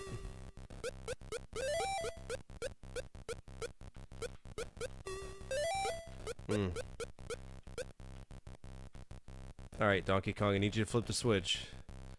See, now I'm gonna be screwed because that fire's coming from my ass, isn't it? Yes, it is. Okay. Alright, go. Go, go, go, go. There we go. Easy. This is good! Usually I talk shit about the CPC. This is wonderful. I'm digging this.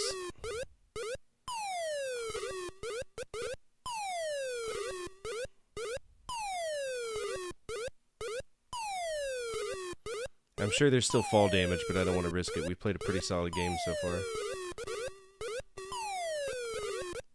Fuck off! Thank you.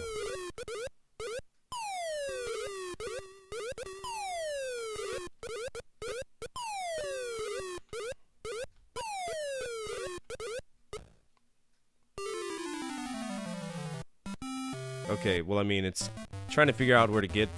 That's pretty rough. This is a really good computer adaptation of Donkey Kong. I am impressed. Go down. Thank you. Ridiculous. It didn't jump! I pushed the button!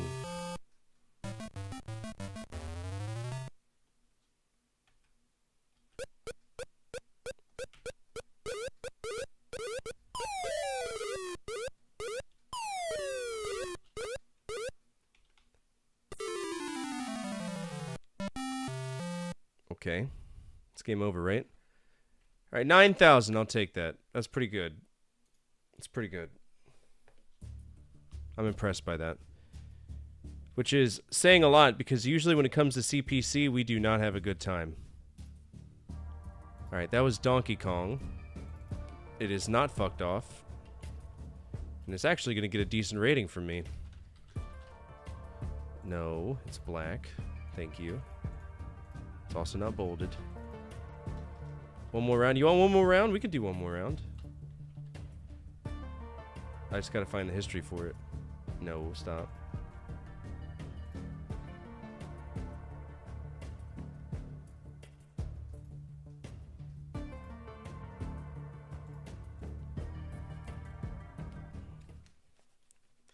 Just play Toy Pop? You should.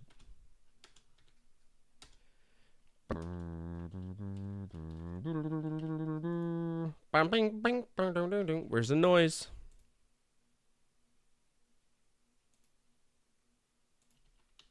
Where's the sounds?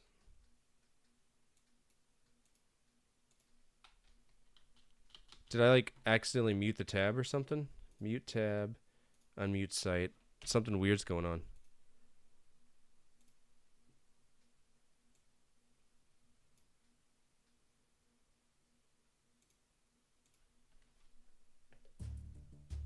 Okay, so I am getting audio. Fire 1, Control, and Alt. We don't care about the joystick.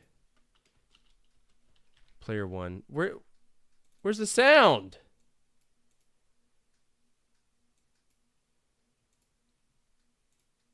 The sound was like the best. Donkey Kong CPC Online.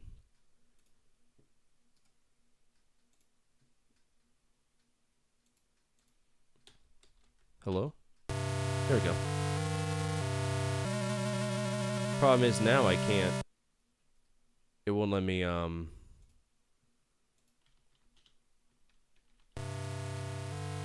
we go. If only, right? I think I could probably beat this game can be effectively beat in 4 rounds. We just got to reach the height, right?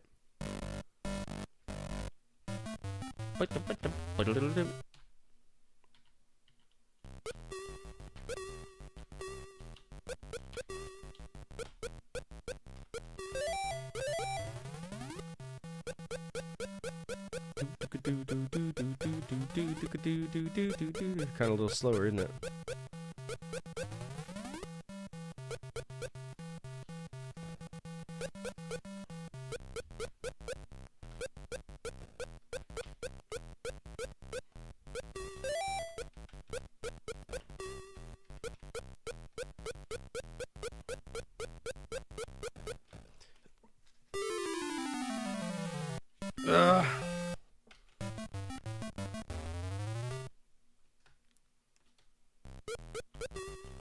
What would y'all rate this? Because I think it's perfectly fine. This is solid for what it is.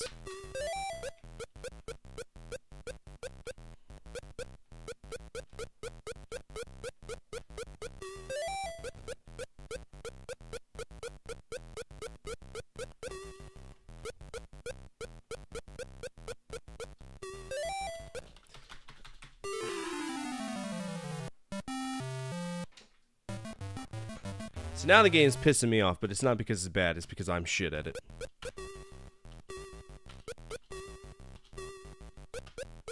course it's good though, because, you know... Okay. Yeah, no, fuck that. Hey, it's gonna get a G rating though. Because I'm just poo at it. Alright, that needs to be black.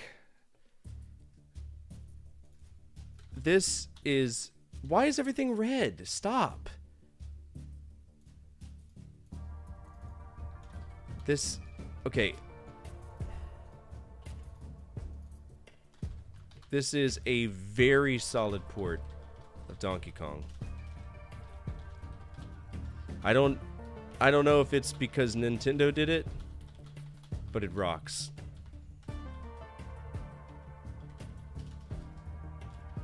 DK. Give it a G rating. High score is 8,000 even. It is going to be black and red. It's a high score game. I don't know how expensive CPC games, but they can be pretty damn expensive. So I'm going to go ahead and... No, my camera's overheating. I don't know why.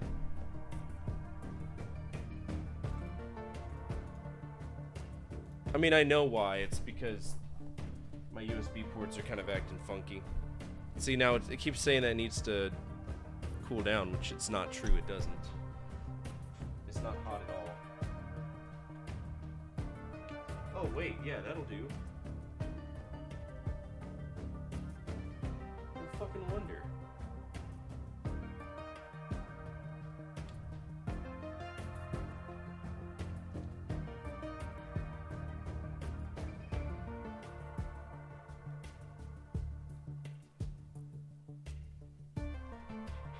Alright. What happened was there's a screen on the back, and that sensor, the heat sensor, is right on the other side of it. So if it's closed, that's when it runs into issues. I'm going to guess that this is $100. Again, I don't know why it's black. Probably because this was part of it, but it is what it is. Alright, eBay. We got 145, 2501, 110. Donkey Kong CPC.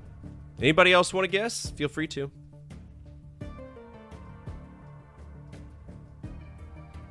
Also, just so y'all know, I am buying Shivering Isles, so we can play it. 85 from Raptor. No, we want CPC. I didn't type that wrong. Alright, this is looking very rare. Amstrad, maybe? Okay, there it is. Donkey Kong to Amstrad CPC. We got it down to 51 bucks. Alright, 50. What did I say? I said 100, so I'm out. Who's the closest to 50? Looks like it might be Zool. What is that? What is what? Looks like playing cards of some type.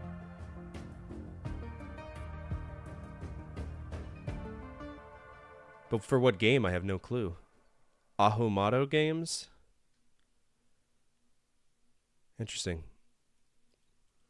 Yeah, Zool got the points. So this looks like it might be a cassette tape game. It is. All right. Cassette tape. So this might seem stupid, but cassette tape games actually play very well. It's just silly, right? Very, very silly. I will go ahead and give you those points. Good job, Zool. Good guess. All right, where you at, Zool? Because I know your ass is on here. You're always on here. Where the fuck are you? Look at that. 3.2 good boy points. You're making it. You're making it. I'm proud of you. You've almost earned yourself that. We're going to keep going with some Donkey Kong, though. They also did the Apple II version. Did we play the Apple II version yet? We have not, so we're going to go ahead and do that. Let's see if we have it. Game files, ROMs, Apple II.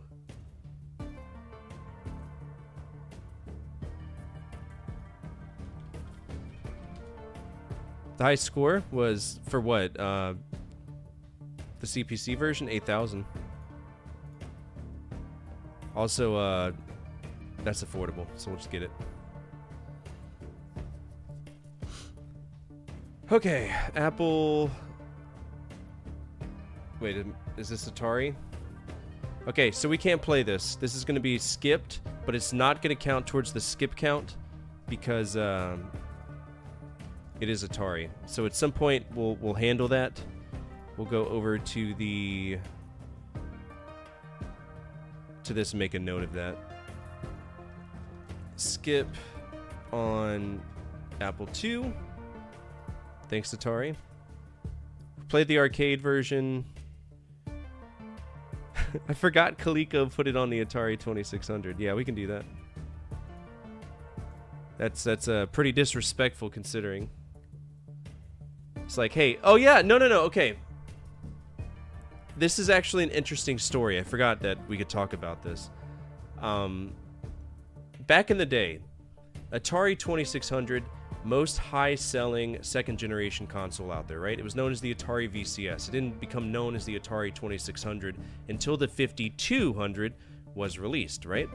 So Atari had the rights in the arcades in America to put Donkey Kong out. They also had, Coleco had the rights to put it on their console, but they didn't. What they did is that they took their name, put it on an Atari 2600 cartridge, and made it the worst version ever, so that people would associate the worst version on the Atari 2600 to that, right? Yeah. Atari was not very happy. I own it as well. Is yours a gray cartridge? What the fuck? Atari 2600. What am I doing? Yeah, it's a big old gray cartridge. It looks different too. Why are we playing that on the Amiga? Stop it. It's an Atari 2600. Grow up. It's Stella. Thank you.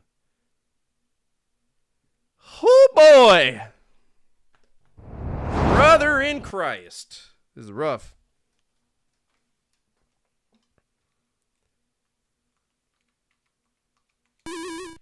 You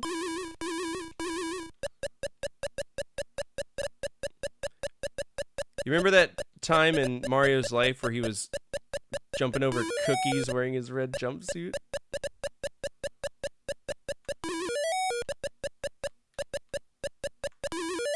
Because they're cookies. That's what they look like. Just gigantic cookies. Is that fucking... What is Donkey Kong? Look at him. Oh my god. We're on level 4. That's insane. The ghosts are already out.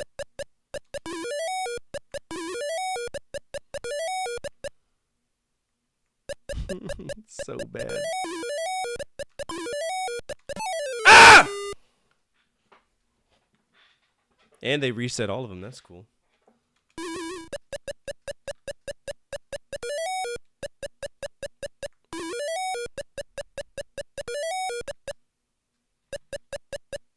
There goes the camera again. Typical. Alright, I accidentally restarted. Because this camera's being a dick. I wonder if my cam link is going out. Sure is. Yep. I think my USB ports are acting up. You can see the controllers unplugging and plugging in quite rapidly.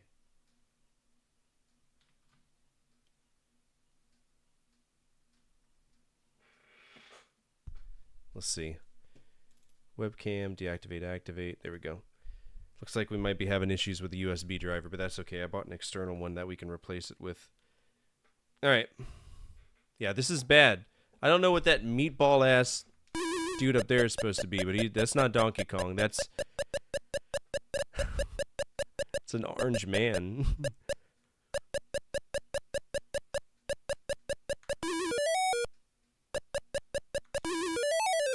Oh no, my butt touched the cookie! Whatever will I do?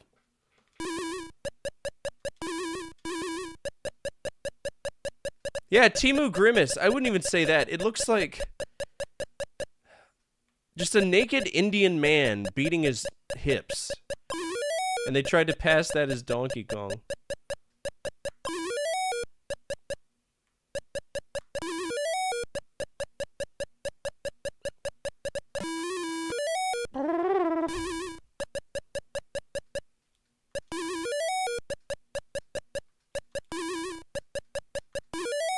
There is no AI logic in this. They're just gonna go left and right. They don't even behave like they're supposed to.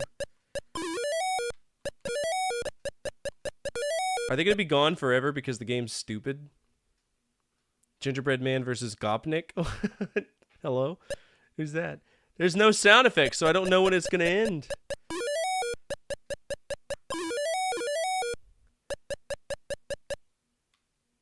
Go down. What are you doing? Go down. Brother, please. Yeah, there's no difficulty in this whatsoever. It's stupid. Go.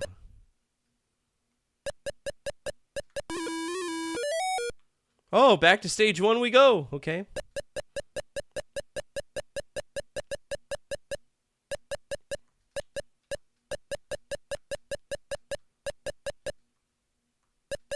I don't trust these barrels. I feel like they're gonna fall down on me. I'll bet you good money that they could only program 2 levels, and that's the only 2 we're gonna see. We're not gonna see the pie level or the fucking the platforms. Yeah, that's all it is. Just level 1 and 2.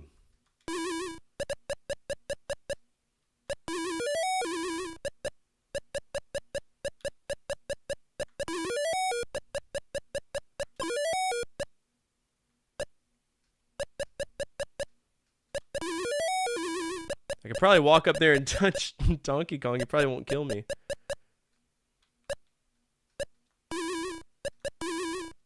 It won't even let me climb the ladder up there.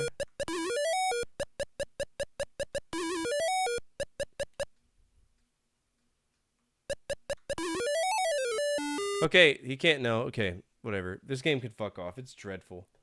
High score is 13. So.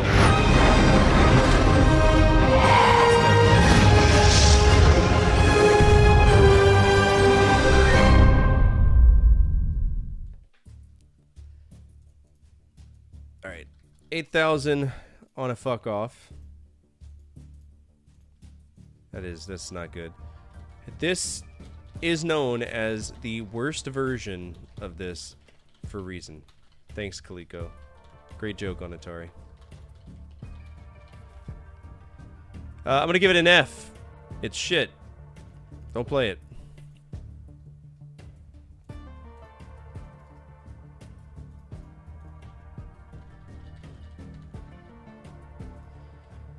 Alright, Donkey Kong.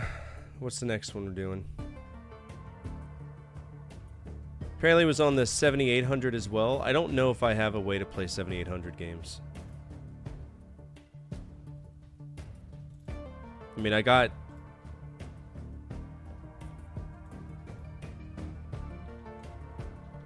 Alright, so that's Atari. So that's a skip for Atari 2600 too. Skip 7800. Don't do 8-bit. Coleco Adam, I can't play. Coleco, we could do the ColecoVision.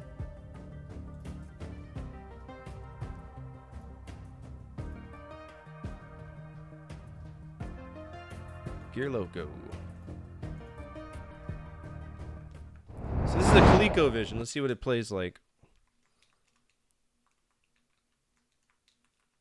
Not that I would know, okay, press the button. We're going to need a game focus. Sure.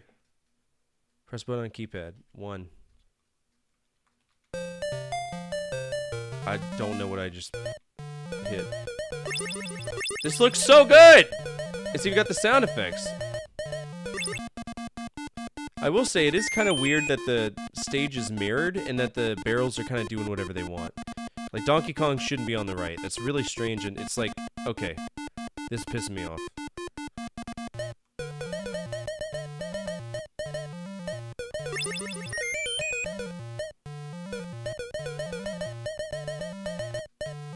The hammer does not work. But at least Donkey Kong takes the time to throw his things at me, and the death sounds accurate. Alright, we're gonna restart it, because I feel like I didn't accurately get a chance to...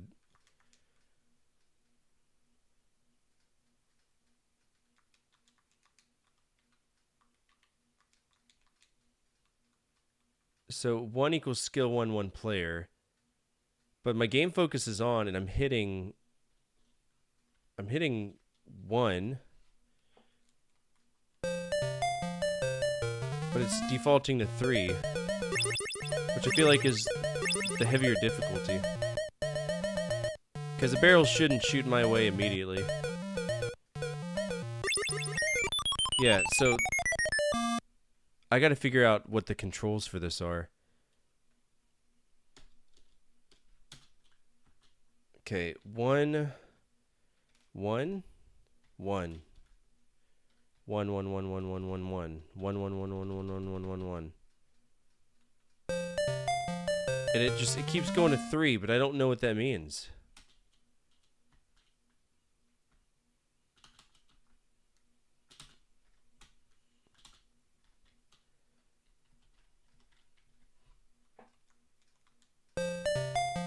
Okay, fine, whatever.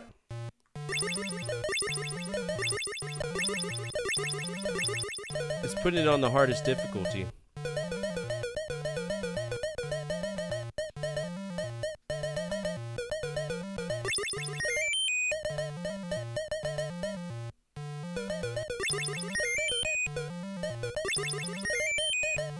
I remember the jump sound effect being so twinkly, but what do I know? Oh, and straight to level 4 again, but at least they got the ghosts right.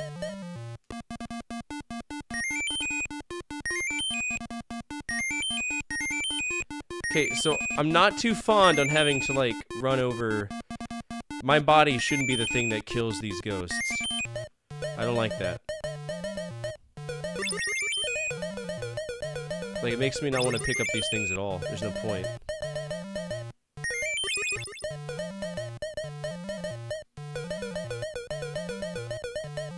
Is the thing gonna fall? Oh, look at that. We actually got all the stages.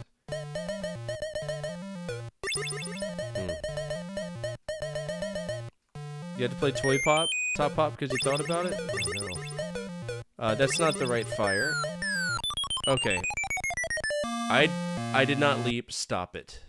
Also, I have 3,100 points for some weird reason. Okay, that is my life counter. Okay.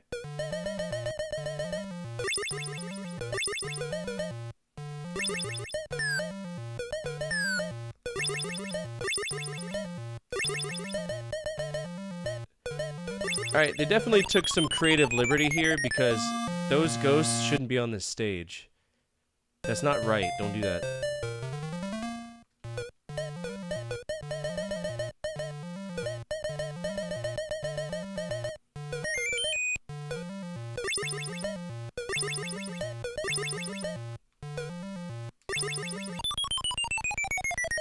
Alright, 96 is my high score. I'm done with that. That's not bad though. I have a feeling there'd be a little bit more on that. 2600 is my score. Ironic, huh? Alright, ColecoVision, which I do own. But apparently I don't own any games for it, and I haven't created a folder for it yet. Interesting.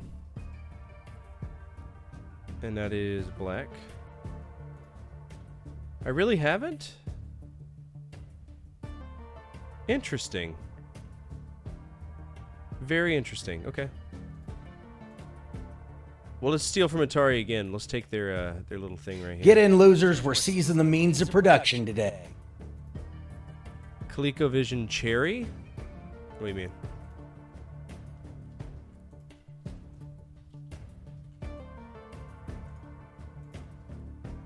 Let's see. ColecoVision logo. Gotta put the logo on there.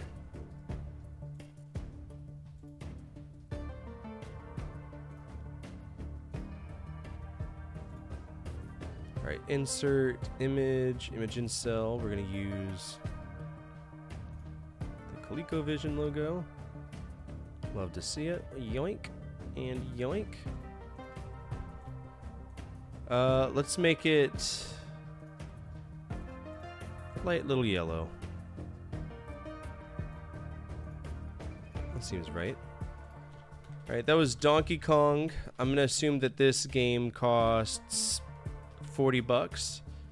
Our best score was 8,000. It's not fucked up or fucked off.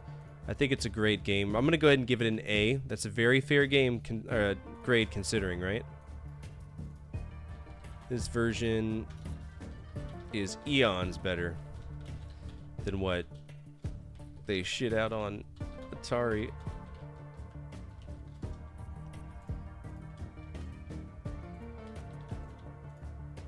What's up, Brody? How are you? I saw you. I was in the middle of thinking. I'm stupid. You're over on YouTube as well. We're sweetheart, aren't you? All right, you're going. You're saying $5. Raptor says 15. Nick says 35. ColecoVision. Thinking. No, yeah. You gotta think. I gotta think sometimes. DK and DK Jr. are really common games. You would think, but stuff still goes up in price, you know, to some capacity.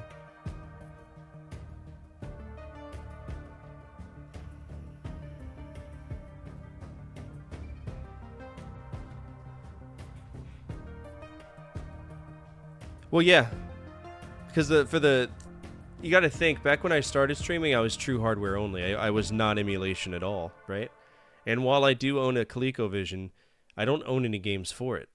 So, you know, I went through this era where I was just collecting a shit ton of consoles, and I didn't stop to actually buy them.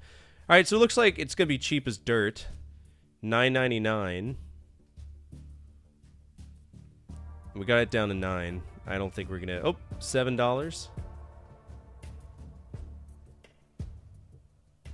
Looks like $7's gonna be the cheapest. Was anybody under $7? Old man was with $5. Good job. Whoop whoop me. 2.6. All right. What's our next Donkey Kong game? Can't play that one.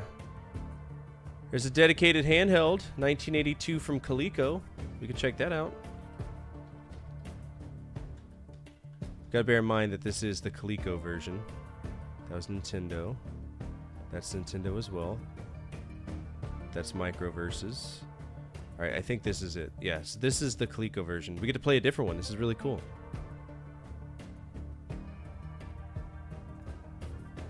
Let's go ahead and turn it on. Whoa! And the stick even moves around. Look at that. Alright, let's play it. Let's see what's going on.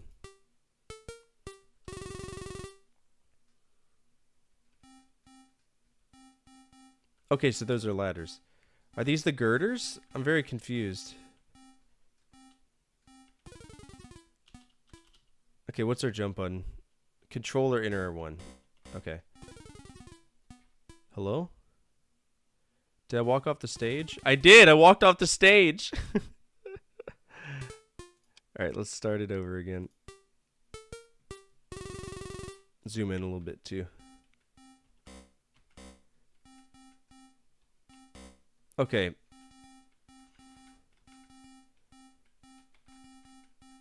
So this is not the girder stage. This is very confusing on how it's built. I don't know if I like this. Also, what the fuck's going on with Mario over there? He looks like a fucking... Looks like...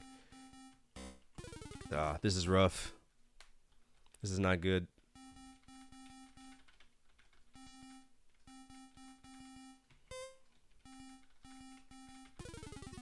I mean, how you expect me to get over there? I gotta...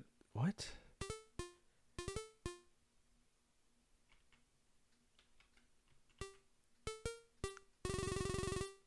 Yeah, I don't...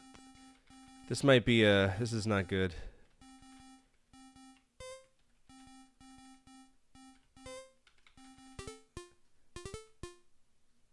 Is it gonna be the same screen every time? I don't imagine they could change it, right? Okay, so that's a fire barrel.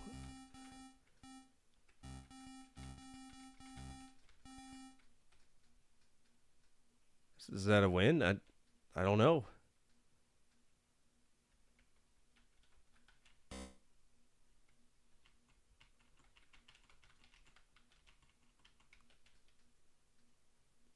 Okay.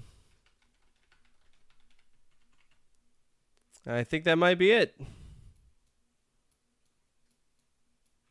'Cause that is definitely dead as shit. All right, that's gonna be it's gonna be a technical fuck off because it gave up. This is the only.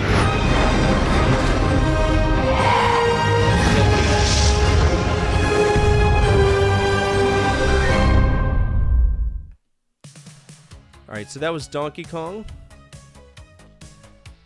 Donkey Kong. That is from Coleco.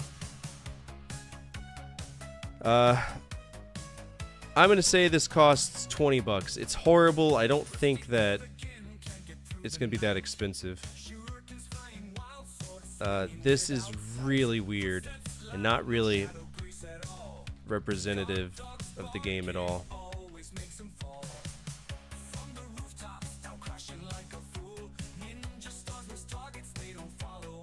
I'm gonna give it a D. It tried to be Donkey Kong at least, but it's not good.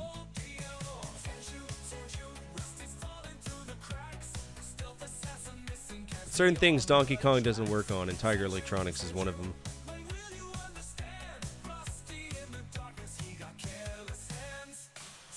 All right, 100 from Old Man. We need one more to do this.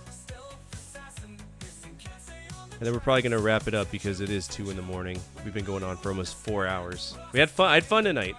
I had a lot of fun. All right, 80 from Raptor. Let's go. Let's see what we got. Donkey Kong. Donkey Kong. Coleco. Tabletop. All right, that's it. 75 bucks. So this is going to be a little bit more expensive than I thought. 60. That's in bad shape, but it's still 60. That's missing buttons.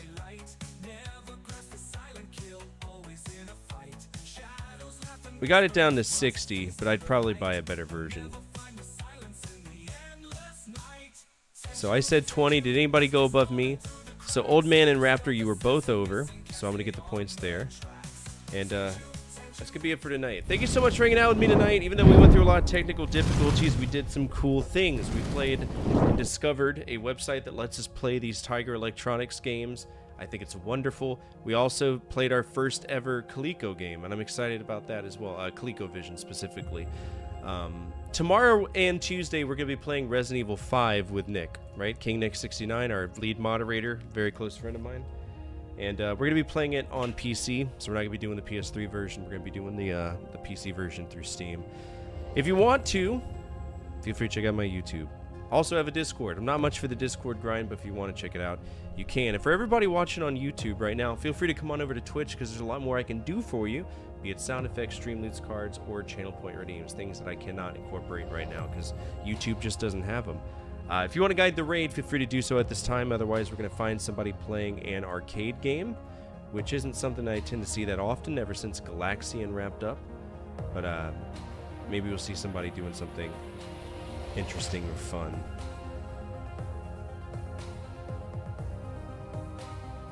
Let's see. Perfect. Taylor B is playing Samurai Showdown. That's an arcade game. It's not one I'm too fond of, but I think it'll be interesting. So we're going to go over there, hang out with Taylor B. Make sure you come by tomorrow, all right? Also, that YouTube video you saw today, Scandal 3, that will be available on YouTube tomorrow, so feel free to check that out. I'm working on tons of videos. I have 9 things scripted, so tons of potential to have really cool videos coming your way, okay? When are you going to collect board games? I don't know. I don't have the space for it. They're too big. You know what I'm saying? They're too big. But hey, as always, from my family to your family, good energy, good vibes, fortify out, keep the flames of hope burning, and the flames of retro gaming burn even stronger. We'll be back tomorrow, Resident Evil 5 with King Nick, all right? Take care.